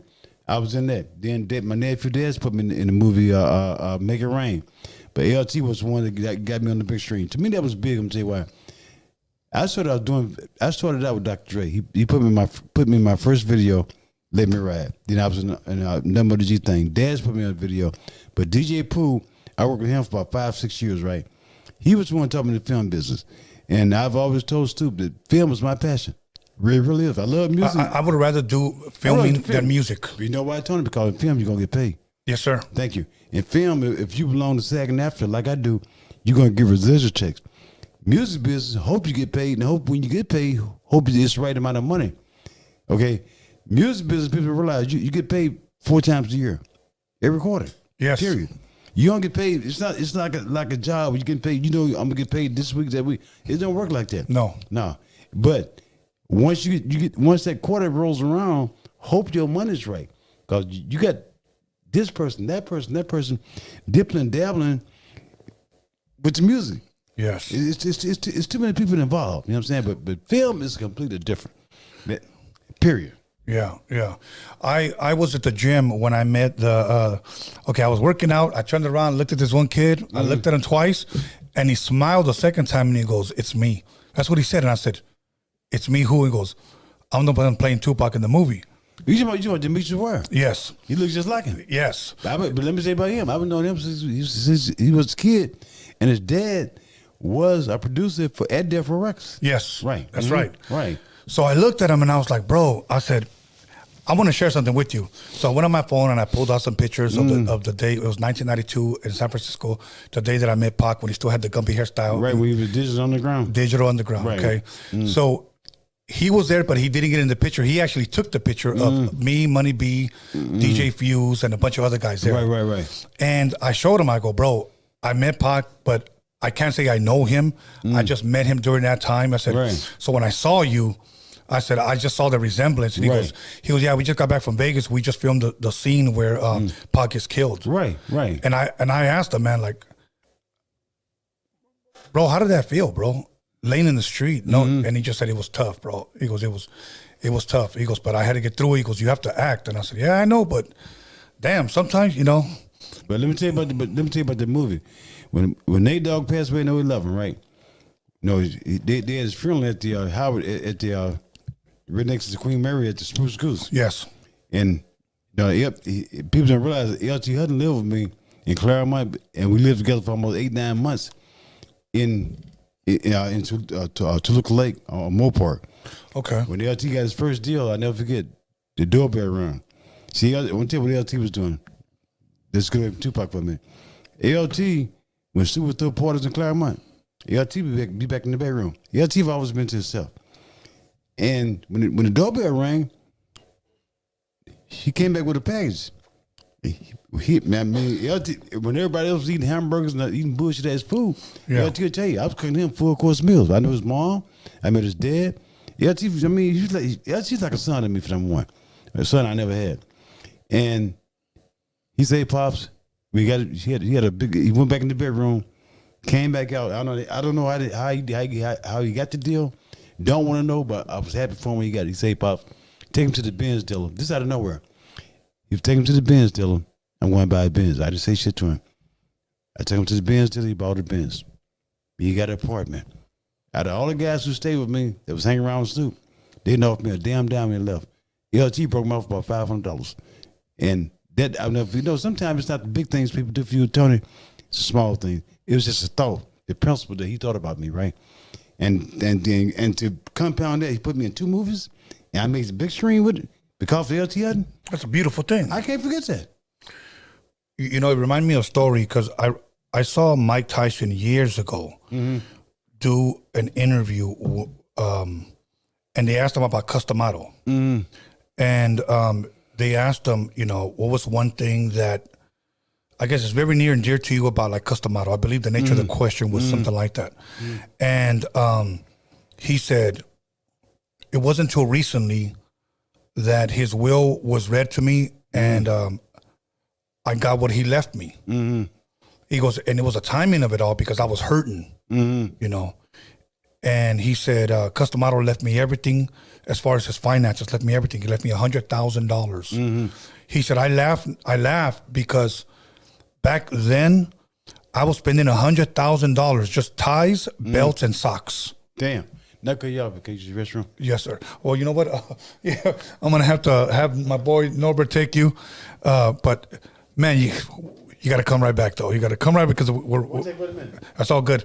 Go ahead, my brother. Alex, put me right here in this. Yeah, I got you. All right, you know what? Hold on one second. You know what? Well, sometimes some people... See, this is why I used to take breaks. And a lot of you guys used to complain when we used to take 10-minute breaks. Like, why is Tony's always taking 10-minute breaks? Because people got to piss, okay? People got to piss. So sometimes a lot of women say, hey, I got to use the restroom. And sometimes we got to walk them out. But you know what? We got to respect that. So other than that, I hope you guys are enjoying it. I'm sure I'm enjoying it. If you guys have any questions, make sure that you guys call up when we put the number up. As a matter of fact, Norbies, can you bring me a Corona, please? I truly would appreciate it. I'm about to have one right now. And let me see. Any super chats at all, meanwhile?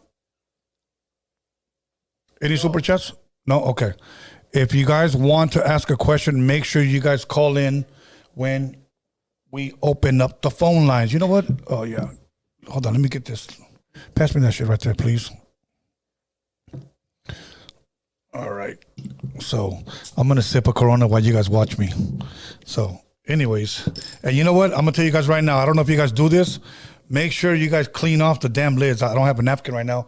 But a lot of times when dudes open up their cans or open up their bottles, they just sip on it, and that's how you get cold sores.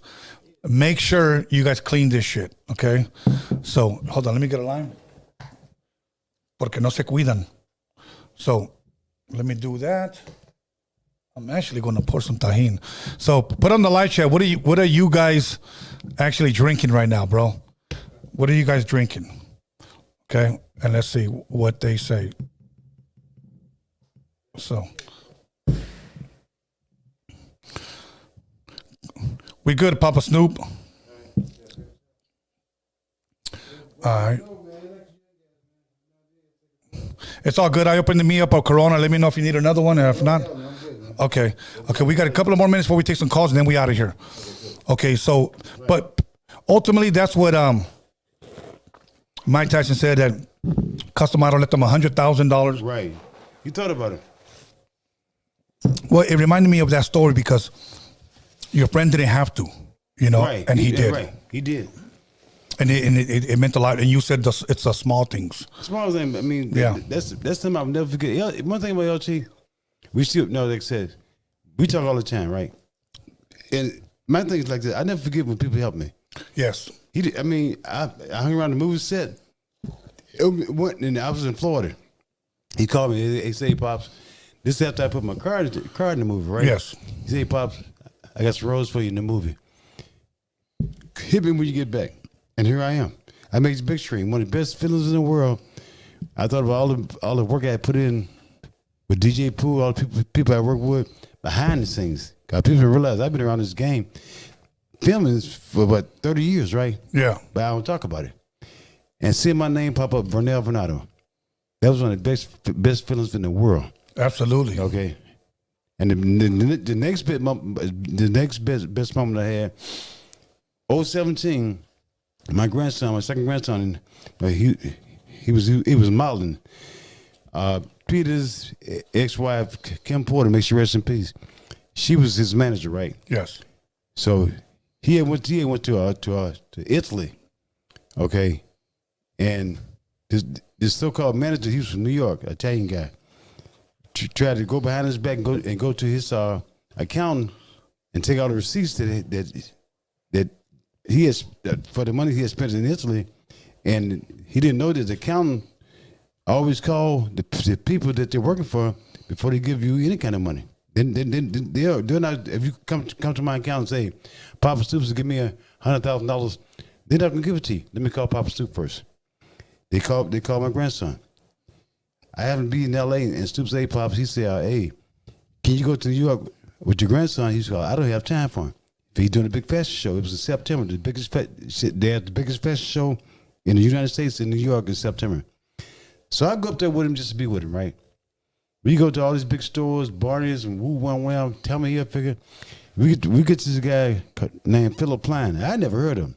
But anybody been in New York, they the clothes up there are different. Yeah. I'm gonna call them weird, but that's New York's New York. New York, yeah. So me and them sitting down, we had took a picture that night. We went to a fashion show at the Barclays Center in Brooklyn. We played with the Nets play basketball there. We had took this picture with my grandson, just messing around. So my grandson showed him the picture, me and him. He grabs my phone, run back in his room and call all his people in. I'm trying to figure out what's going on. Homeboy got my damn phone. You know how people are about their cell phones. I just met this cat. I'm trying to figure why you got my phone. He come back out, give me my phone. He say, man, look here. If I told you I some 6 feet, how much you weigh? I weigh 157. How big you in the waist? I'm 32, 30 in the waist. He said, go in the room and start taking pictures. We had been there maybe about an hour. I go in there and start taking pictures. Next thing I know, here come a whole rack of clothes coming at me. Try this on. I'm just trying to figure out, what are you talking about? Try this on. Try this on. My grandson is already walking the fashion show. So he found the right outfit. He said, you walking the catwalk tomorrow night. No shit. I swear to God. And I didn't know what the catwalk was, but I played it off. I was okay. So you improvised, you adapted, you overcame. So for Tony, we go to Brooklyn and we rehearse. Now I'm around people who modeling for a living. Yes. 21 Savage was there. Whole bunch of people there. They all in the fashion show. Elon Musk's mom was there that makes the Tesla. No shit. People don't realize she been modeling for a long time. Yeah. So my grandson said, Grandpa, well, lay back and watch how they walk. If they do it for a living, he said they walk like they don't give a shit. So we rehearsed that night. He had trained 21 Savage, but I'm the one I got the swag. When the money's involved, if I ain't got the swag, I'm gonna find the swag. Yeah. And we rehearsed. The next night the show started. So the next night it was showtime. You get there, we go down in this dressing room. I ain't never seen that many makeup artists and nail people in my life. Yeah. And it's hot as hell on there. Everybody got a little cubicle with your name on it, but your clothes you're gonna wear with one round. They close you in. They got a stylist to dress you and stuff. I've hurried up and got out of there. Then we finally get in line. The show for the store. And home, Phil asks me, he said, you nervous? It's kind of money I'm finna make hell no. You know what I mean? Yeah. So the show started. One. Not knowing I was gonna be on extra on TV, not knowing I'm finna make Vogue magazine that night for that 6-second walk. Wow. My grandson's grandpa, we said give him 3 G moves and we got him. He walked back towards me, I do this, bam, okay. I start walking, bam, I'm walking, man. I get down to the end of the runway, bam, open my coat up. They went crazy. Okay, I got your ass now. Come back around this way. Nicki Minaj sitting right there with enough makeup on to serve for every woman in the world because she wear a lot of makeup, right? And I pointed at her, bam, and they went crazy, man. I get back down in the dressing room. Guess who come down and give me Congratulated? 50 cents. I never met him a day in my life. No shit. He came down with his voice, man. Yeah, he's pop. He's man. Y'all laid it out, man. If y'all laid it out, Next morning, we in the Airbnb on East 44th in Manhattan, right? It was a whole bunch of saying there's this stylist, the wardrobe lady, Mary and Jordan. They screaming and hollering, wake me up. I'm trying to figure out if somebody get killed or what. Poppa Snoop. Yo, you make Vogue magazine. And it fell in my lap. I didn't ask for it. Like all eyes of me fell in my lap. Everything I'm doing right now, I didn't ask for it. I didn't look for it. It fell in my lap, man. Those are blessings. Blessings, right? Because all the work I put in. Absolutely. And then guess what, Tony? I'm ready for it. I'm ready for anything, man. You know, and that's why you said you have to be willing to work. You got to be willing to work, man. And a lot of dudes ain't willing to work. Yeah, I can rap. Yeah, I can come through. I bust quick 16, you know. But are you willing to be in that studio like Snoop? My son got that star in Hollywood Walk of Fame. He's saying it was me that never had a day off. It was me that worked all them hours. I was right there with him. Soundcaster, okay, Echo Sounds. You name it. Every studio must. Library East, Library West, all that. You know what I'm saying? So I'm knowing what it takes. And like Snoop said, a lot of people don't realize that what it takes. They must get in this business, but to stay in it. Yeah, you're right. Okay, let's stay in it. Keep what you got, man. Yeah, you do. You know one thing. I'm gonna say this, and then I'm gonna move on because I got 2 more questions that I want to ask you before we move on. Okay. I meet a lot of rappers that have a hit record. They get lazy for their second album. Thank you. Shit, they fall off. Right. And these dudes can never recuperate. Right. Once you fall off, you can't come back. Yeah, you can't. Right. And I'm gonna say this: some people, when they were on top, did so many people fucking wrong. Those are the people that sometimes will never get a second chance. Never. And one thing about this business, Tony, let's face fact. Coolio, let me bring this Rest in back peace. up. Yes. When I was driving limousines, I drove Coolio one night. I knew him already. And he had came out with his album Gangsta Paradise. Yes. Smash hit. Yes. He said the second album, he's Poppa Snoop. The second album, the Jews in New York did not push my damn album. He tried to take my homeboys up there and go hood on them and walk the damn floor to get my damn money. That's another thing people don't realize, man. Master P and Luke was the only 2 people I knew back in the day that went independent. The shit that everybody else was going through labels and stuff. Right. P and Luke wasn't going through that. I respect them for that. And I want to thank them for letting me know that because I would be the same way. I don't need no record label. I'm me. Not because I'm Suge's daddy, because I know the game. Right. I know the game. Okay? Once I get my boy West out there, I'm taking 1 at a time. I got people calling me right now, hey, man, put me on your label. I'm not just I'm not gonna put you on my label because I know you. Okay? Right. I know what I'm looking for. But I got my first artist West that I know for a fact he is a platinum artist. Right. Bar freaking none. I'm doing this. You know what? And I'm glad you said it because look, at one time I brought a demo to Dre, and this was during the time they were doing their EP, 100 Miles and Running. Right. Cube had just left. Right. So he had asked me, what do you think this song needs? And because of who he is, I just said, I think it needs this, I think it needs that. Okay, cool. And he goes, what are you working on? I go, well, I just got a demo from a guy that I've been working on. So he goes, let me hear it. And I'm thinking to myself, man, this shit's whack compared to your shit. But I gave him the cassette. Right. And he listened to it. He goes, okay, I like his voice. And he gave it back to me. He goes, I like your production. He goes, it's still real rough, like you said. And I said this, would you ever work with him? And he said, no. And I said, why? And he said, because I don't see gold in him.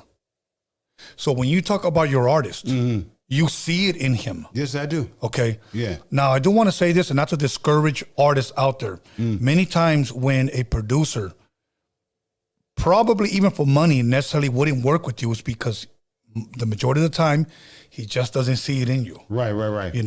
Now, that doesn't mean that somebody else may not see it in you. Right. Because I've turned down a lot of guys that, hey, would you work with me? Right.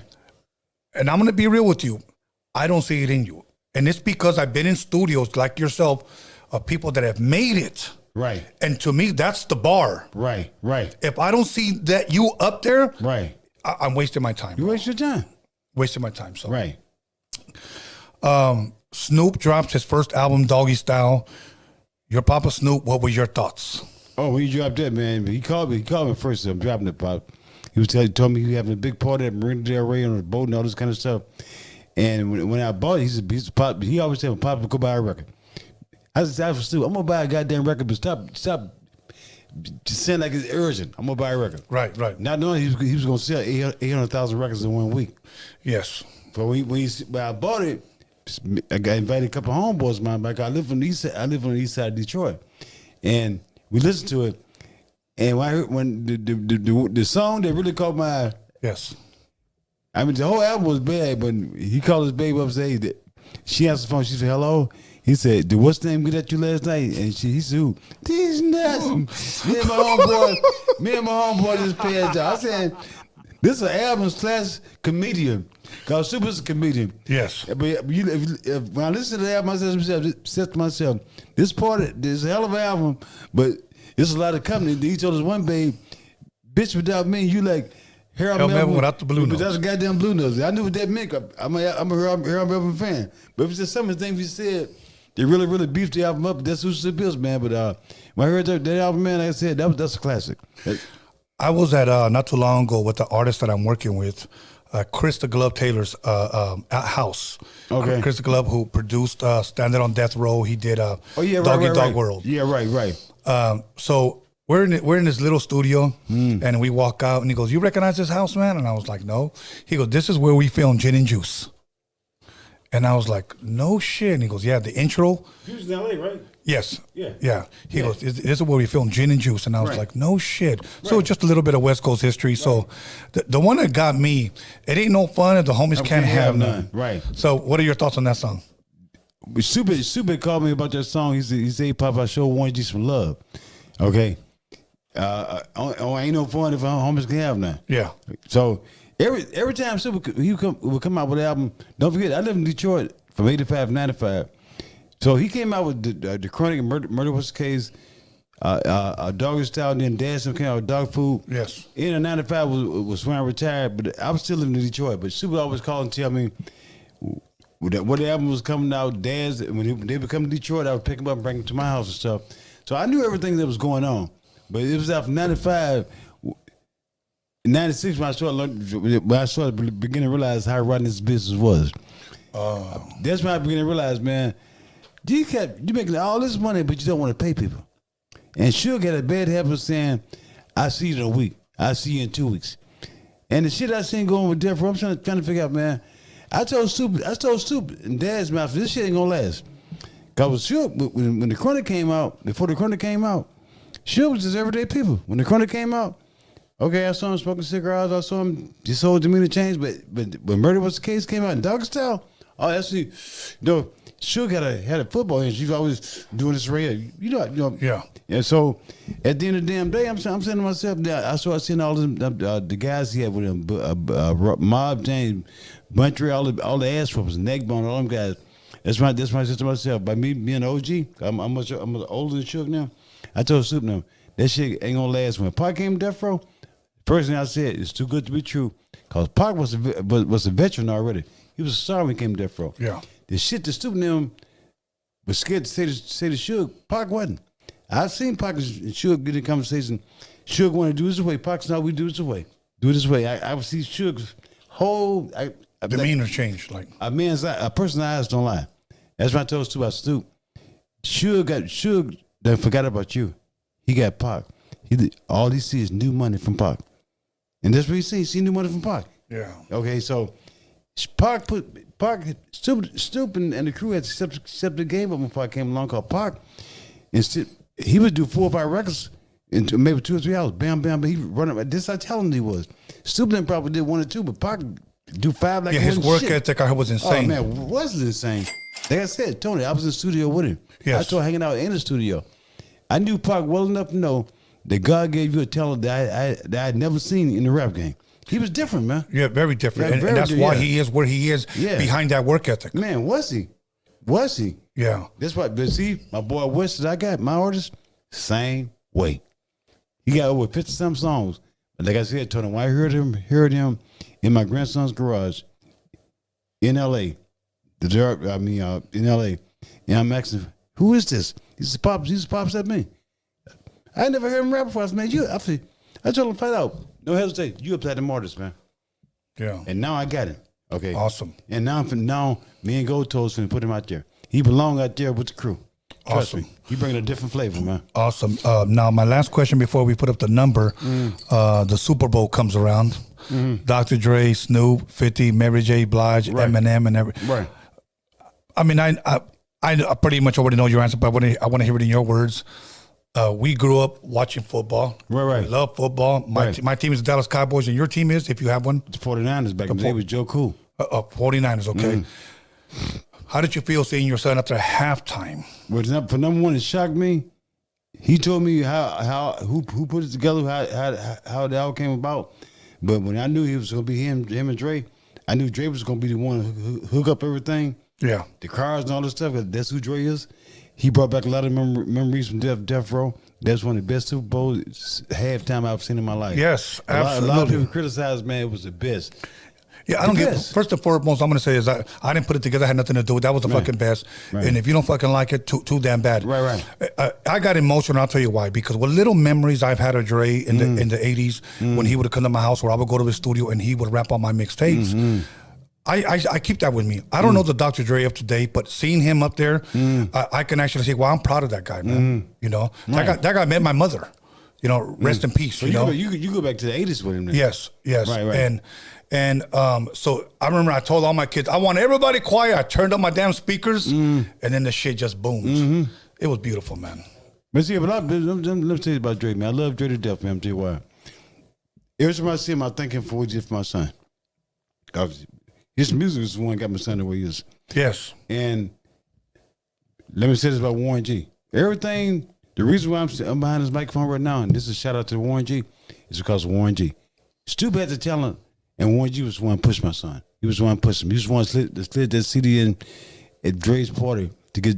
But everything, I let everybody know, everything is towards with Warren G. Warren G is like a son to me too. But I want to thank Warren G. If you watch this, I want to thank you for what you did for my son, man. Because you was one of you was driving for to stay in his ass. And when I say a friend, I know D Mission and all them other guys are friends, but Warren G, you a friend, and I will always love you for the rest of my life, man. But thank you for what you did for Snoop. It's all. Let me tell you, door. Everybody watching this, Warren G is cost my son being where he is. Period. That's awesome. Yeah. Let's go ahead and put the number up real quick, and let me go ahead and okay. Let me connect you guys, and then let's see. What the hell? Okay. Okay. Am I connected already, bro? Yeah. Yes. Okay. Okay. You want to read the? Okay. Go ahead and get it. But if we get a phone call, I'm gonna have to stop it. Okay. Okay. Jamie dropped $20. Thank you, Jamie. They said, can you ask Poppa Snoop his perspective on the East Coast, West Coast beef back when Tupac was on death row? Any thoughts about the time and the era and how things have changed in the music today? Okay. Before you answer that question, if I have to ask you to press pause because we get a phone call, but go ahead. The East Coast, West Coast beef. Well, it's ironic that he asked that question because guess what? I was there when all this stuff happened. Okay. I flew from Detroit, and Snoop said, "Pops," he said, when I got to LA, he said, "Pops, you flying to New York with Dre and Big C Style." Yes. I got mad ups too. You could have told me that before I left Detroit. I could have a lot shorter flight from Detroit to New York. Yes. Source Magazine Awards, 94. So get up to the Source Awards. A lot of basketball players was in everything, and this is how the East Coast West Coast shit started. We Yes. should have got on stage and say, if you want to come to a record label where the producer and the CEO is out on your album, come to Death Row. I'm in New York. My nephew was with us. He was born and raised in Jersey. Yes. I mean, I was in Vietnam. Most of my unit guys from New York. I know how New Yorkers are. Yes. When he said that, I told Stu and Nate Dogg we was on 11 row because everybody started booing Suge. Get your shit. Let's press pause right there. Let's take this call. And Yeah. You could put the headphones on really quick. Caller, your name and where are you calling from? How you doing? This is Ray Rice again. Ray Rice, how you doing, my brother? This is one of the Roadium Radio Warriors. He's been a fan of ours forever. So go ahead. You got a question for Poppa Snoop? Yes, I do. How you doing, Poppa Snoop? I'm good. How you doing? I'm doing well. I've been a big Snoop Dogg fan for so many years, and my favorite album is Doggy Style. Right. You got a question? Yeah, and yeah. Well, where was the Nothing But a G Thing video shot at? The who? Nothing but a G thing video. It was at a park. Okay, you don't remember exactly. Okay. I don't remember exactly part, but everybody named Mama was there. Okay. Will you tell Snoop Dogg to be on Roadium Radio? Because I really would like to see him on Roadium Radio one day. A lot of people want to see it, so maybe yeah, we can, but here's the deal, man. I can throw it out there to him, but don't forget, Snoop is a grown man, and at the end of the day, if it happened, it happened. But I can't speak on that, man. Hey, but I thank you, Ray Rice, for even asking, my brother. Oh, you're welcome, Tony A. No problem. All good. You got another question, or you good? Yeah, I DM'd you the Roadium mixtape. I don't know if you've seen it or not. I DM'd you the Scandalous and the Bullshit one. Okay. You know what? When it comes to that, DM me, please. We'll talk. But right now, I just want to keep it focused on Poppa Snoop and his new record. So make sure you definitely check out his new record. It's on all major platforms. So check that out and let us know next time you call in, brother. Okay, I'll do that. Okay, my bro. Thank you. Have a blessed night. Okay, let's keep it pushing and see who's going to call in. We missed about 3 phone calls, but now is the opportunity because there's like a 10-second delay. So when people call, so many times people are just trying to call in while somebody's on the line. So right. So let's see. Okay, everybody. A lot of you guys say you guys were going to call in, and right now we open up the phone line. So let's see. So let me see what's this. It's your phone, man. That's yours. Here we go. Yeah, I think that's yours here. There you go. All right, caller, call back. Let's see. There we go. Caller, your name and where are you calling from? Hey, this your main man, Wild Boy from Arizona. Hey, Pop. What's up, Rob? What's up, my brother? How you doing, man? Hold on. Let him turn down his cell phone really fast. What's up, Rob? Hello. Yes. How you doing? How you doing, Tony? Glad you had Poppa Snoop on your show today. Absolutely, brother. You got a question for him? Yes. I would like for Poppa Snoop to speak on his upcoming new documentary. Oh yeah, The Detroit Mailman. Yeah, I think I told Tony we're going to Detroit to film the Detroit Mailman from the 14th to the 18th of next month, and it's all about me. The 10 years I lived in Detroit, Rob, and I did 3 years on the west side, but I did 6 years on the east side. Balford, Somerset, Nottingham, Beaconsfield, from I-94 Service Drive down to Warren. That was my route for 6 years, and I want to give a shout out to all the people that I served and brought good and bad news to those 6 years I was a mailman on that route, Rob. Hello? Caller. Hello? I don't know if he lost it. He's still on the line, so. Rob. Okay, well, you know what? We're going to let you go. Hopefully that answers your question, caller. Appreciate you, homie. So let's get another call in. I don't know exactly what happened with there, but all right, we'll just wait for another phone call. So once again, if you guys want to call in right now and ask Poppa Snoop anything you guys want, right now is the time to do it. And I don't want to hear complaints later on. Tony should have asked this because here's where we give you guys an opportunity to call in. So caller, your name or where are you calling from? L.A. Jake. Hello? What's up, my bro? How we doing? Good. You got a question for Poppa Snoop? Yeah, I got his boy on the other line right now. He just wanted to say what's up. What they call you? Poppa Snoop. Yeah, Pop.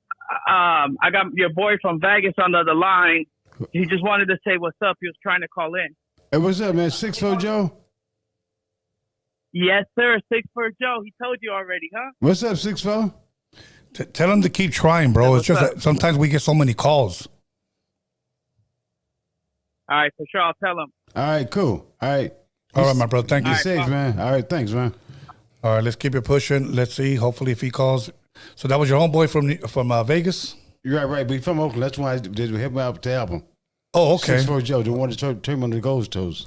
Oh, all right, all right. Yeah, well, yeah. you know, the lines are open. So right now, if he wants to call in. Right. So let's see. All right, come on. You guys are lagging today. Here we go. Caller, your name and where are you calling from? Hello, Tony. What's up, big Poppa Snoop? How you doing, man? And this pretty good. There's a Brad Pitbull calling from Jumanji again. Secret location, but we got comedians in the building. Okay. yes. No, but as a Marine Corps veteran, Poppa Snoop, thanks for the service. Thank and, you. You know, just I always respect all the Vietnam vets. I know that I've learned so much from them. I know that some things that can only be mentioned to other veterans. Right. It's all good. You know what? I'm glad you're here. Give him a water bottle. Yeah. All good, my bro. Go ahead. You got a question, bro? All right. He's been hanging around Snoop so long. All the secondhand smoke there. It's all good. It's all good, my bro. He's just go for it. Go for it, bro. So, Poppa Snoop, I had a question. You know, since you were there seeing Tupac's work ethic, and you see Snoop Dogg's Jizzle, Frizzle, my Nizzle, all his creativity there. Right. How would you explain that? Like all that creativity, because you know, does it come from the soul, the center of the universe? Is it God expressing? Is it a storytelling? And what do you think that is? Because you know, I'm always curious about everyone's creativity. Do they tap into a source, or what do you think that is? Or Snoop, that's who Snoop is, man. He been like this since he was a kid. Creative, coming up with all kinds of things, man, out of the blue that I can't understand. For Sizzle, all this stuff. I mean, that's who he is, man. So just get ready for more. Because, I mean, that's who he is. Right. He's been like this his entire life, man. So would you say that not only was he blessed with talent, but also growing up in the hood, he picked up a lot of shit and implemented in his work? Mm-hmm. Yeah. It's all good. All right, Brad. Because if you're... All right, cool. And thank you, Tony. Thank you, Papa. Okay. All right, my brother. All right. You know what? I'm asking you callers respectfully that when you guys call in, please get to your question, please. Caller, your name and where are you calling from? Alfonso from Sirius, California. What's good, my brother? You got a question for Poppa Snoop? Tony, I know you're a historian, Tony, but you standing next to somebody that has so much volume. Poppa Snoop. Yo. How's it going, man? I'm good. I heard your interview at American Cholo. Right. And I heard your Vietnam stories, bro. Your whole life has been a movie. Your whole life has been a movie, and it's so inspiring to watch you stay in the cuts respectfully the way you did, let your son do what he did. Right. But you coming back, and the game needs you. The game needs you, and Gold Toe's doing what he's doing. Right. And you guys working together, man. This Black and Brown is so serious in California. Right. That it's amazing, bro. I heard your stories about like shootings and blow-ups and people dying on American Cholo, bro. I lived it through you. I think you should write a book. I think that your life is amazing, man. And thank you. And your playerism, your skills, your caliber, and no wonder Snoop is why he's Snoop. You know what I'm saying? Because having a dad like you, there's no failing. You know what I'm saying? Even though I want to ask you one thing though. I'm a pastor's son, right? I grew up in the church. Right. You're a PK. And I've been to church all my life. Man. And you guys have been to church in Mississippi. Right. You know? And was some of those times the best times of your life singing to the higher power and to Jesus and all that? And like, I know that money feels good and fame feels good, but like reality, bro, like on a real level. What feels the best, like those times or what's going on right now? You know, because you're definitely a beyond OG leader, right. triple OG, right? And the music you're bringing out, right? With these old school Deli Cell, that's amazing, bro. I live in Modesto. I live Deli Cell's in Tracy. He's kind of not Bay Area. He's more like Tracy, and then right here Modesto, Bay Area is like 45 minutes away and all that. But you have some gold mines in your vault, and you're gonna release something that's gonna influence from the Bay to LA, like Pac said, man. But man, I'm just so happy that I could talk to you and say hello to you and send my respect to you, because the way you served, what you did in Vietnam, what you did out there, and if people were to know the whole story like you did on American Cholo, man, I lived it through your conversation, and I was like, I've been through a lot, but when I heard your story, I haven't been through nothing, and you're still pushing and hustling. That's amazing, man. And shout out to you, man. Shout out to you. Keep doing what I can't wait till that album comes out. Shout out to Tony, because this is like a braid. Everything's getting braided together with this black and brown. You know, this is the culture is so strong, and we need each other to really have the influence, not where somebody else gets rich, but where we have influence is the most powerful influence that we could gain. You know, and from Chicago, to slinging houses, to doing this, to getting shot at in Chicago and being in Vietnam. I heard your stories, man. It was amazing. Yeah. But anyways, Poppa Snoop, my name is Alfonso.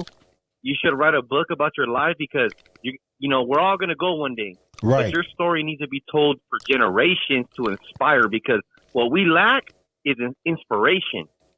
Right, I agree. We lack inspiration, and what you're giving is inspiration, because your son Snoop and all the people you've been around, Pac, you're a special, like, bronze, like gold medal, man. You've been around some greats, you know, and you've watched them grow up. But in your era, you've seen greats too, you know. Anyways, Poppa Snoop, I send my respect to you, and I just thank God I got to talk to you, man, because just like Martin Luther King, I wish I could talk to his mom. Just like Cesar Chavez, I wish I could talk to his mom, because the people that raised us, those leaders, are the ones that we should really look at. Like Tupac's mom. If I had 5 wishes, I said, man, I wish I could talk to Tupac's mom. Did he ever talk to her? Did he ever have any communications with her? No, I knew her.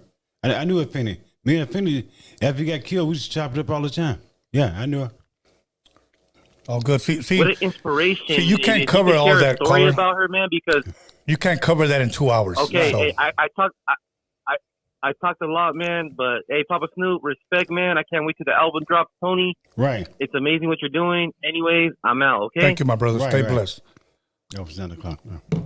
Okay. You cool with 2 more phone calls? Yeah. Okay. Cool. Yeah. Mm-hmm. All right. That's why you guys, it's hard to cover a man's life story in 2 hours. So that's why whatever I didn't ask them, you guys can call in and ask. Right. So let's see. Let's get the next call. All right. Here we go. We're going to take 2 more calls. Caller, your name and where you calling from? Spencer from Sacktown. What's up, my brother from Sacktown? How you doing? Good. I got a question for Snoop's dad. Right here. Hey, got a question. It's an interesting one. I don't know if you did, but did you ever meet Suge Knight? Yeah, I knew Suge. I've been knowing Suge since 92. Okay, yeah. Just thought I'd ask that because Snoop's your son, and he was signed to death row. Yeah, I knew Suge. Yeah, I knew him. Come on, I've been knowing Suge for about over 30 years, man. Yeah. You got another question, caller? Yeah. Hey, Tony, you there? Yes, sir. Hey, I know you got Snoop's dad here right now. I just wanted to say that's an amazing thing. When I saw the flyer, I was in shock. I would have never guessed this interview would have come. It's one of the most biggest interviews on Roadium Radio. But anyway, I know you got Snoop's dad here, but would you ever interview Ice Cube's dad on Roadium Radio? Well, if I knew who Ice Cube's dad was and he was willing, yes. Absolutely. Okay, that's what's up. Anyway, have a good night, Carnal. Okay, thanks, man. He said Cardinal. All right, my brother. Thank you. Well, okay, we got one more phone call coming in, you guys. Once again, let's get it in right here. Caller, your name and where are you calling from? Las Cruces, New Mexico. Las Cruces. What's good, my bro? That's why I trained for Vietnam. I trained for Vietnam in White Sands, right next door. Oh, okay. Oh, right on. Right on, Poppa Snoop. Yeah, we're Las Hey, Cruces. Poppa Snoop. Yo. Yeah, man. I like to say rest in peace to Junebug, man. He was a good guy, man. He used to make me laugh all the time. That's what he was. That's Molar's brother, man. Oh, right on, man. I just got to say that, man. He was a good guy, man. I used to watch Snoop. He had that show on TV. He had that show for a while with Junebug. That was a cool guy, man. Right. Thanks, man. I appreciate it. That's my favorite brother, man. All right good. on, man. God bless you, man. Take care. Okay, man. Cool. You too. Peace. All right, my brother. Bye. Thank you. We should be good. That's it. No more calls. Yeah. We try to give you guys an opportunity. You know what? We're trying to get everybody in, but you know what? Hey, if it doesn't happen, it doesn't happen. I'm gonna roll up to LA. So how far is 4-5 from here, man? I'll tell you right now. We just let us finish up that question, and then we'll give our shout outs and we're out of here. Okay, cool. 5 minutes tops. Can you go ahead and read that one question again? That the East Coast West Coast thing.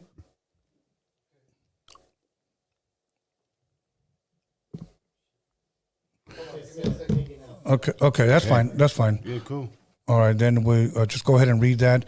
First and foremost, like I said, I want to thank everybody who called in, everybody on the live chat, everybody who participated tonight. Much love, respect to all of you guys. I try to ask all the questions that I think you guys may want to hear, you know, but hey, all right, go for it. Okay. They said, can you ask Poppa Snoop his perspective on the East Coast and West Coast beef back when Tupac was in death row?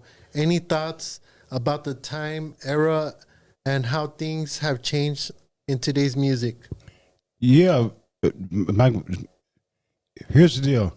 To me, it was senseless. But like I said, I was there when everything started. Everything started with Suge, man. And moving fast forward, I'm glad all this stuff is over with because I think for maybe 3 years, people lost money behind that shit. Because the West Coast wouldn't go to the East Coast wouldn't come to the West Coast. And when Biggie came out here, the last time going back to Cali, and got killed, then it really escalated. Yeah. Because really, people don't realize, man, we started getting death threats. Because they killed their best rapper on the West Coast, but they wanted the best rapper on the West Coast and the best producer killed back then, which is Dre Stewart. You know what I'm saying? So I'm caught up in the mix. So now I'm retired. I'm in the game full fledged, right? But to me, it didn't make no sense, man. But like I said, all this stuff was short about Suge, and like and no offense against Suge, karma has no timeline, but it hits you when you least expect it, and karma has hit him real hard. And I pray for him. I wish him the best of luck. But Suge, you didn't have to do the things you did, man. But now you paying the price for it. I leave it right there, man. I just want to touch on one last thing. You got one more, right? Or no? Okay. I just got one thing. You know, here's the way I look at death row, and maybe you can correct me or elaborate a little bit more. Right. Okay, and this is in no particular order. Suge had Dr. Dre, Snoop, Tupac, another producer by the name of Johnny J. Yeah. He had Dog Pound, Daz and Corrupt. He had Nate Dogg, just to name a Rage, few. Joel, and RBX, yeah. Okay, possibly the best independent record label talent in the world. No doubt, hands down, yeah. Right, in the world. And again, correct me if I'm wrong, they decided to do some dirty shit. Right, and they're dirty, right. And that's when everything started going down the drain. See, and here's my thing. You would think that if a man thinks, look at what I have, let me take care of them. You know, feed them, bless them, pay them. He didn't. And he didn't. He didn't. And it all came back, so. And guess what? My dad would always tell me to always capitalize on other people's mistakes. Can you put the mic just a little bit closer, my brother? Thank you. My dad would always tell me to capitalize on other people's mistakes. Now I got my record label up. The things he did, I'm not gonna do it. Yeah. My boy Wes, he already know I'm gonna treat him right. 'Cause he been around me. Yeah. You know, orders I get that God bless me with, I'm gonna treat him right. I'm gonna pay them before I pay myself. Absolutely. Because I'm 73 years old, for number one. Yeah. They're young.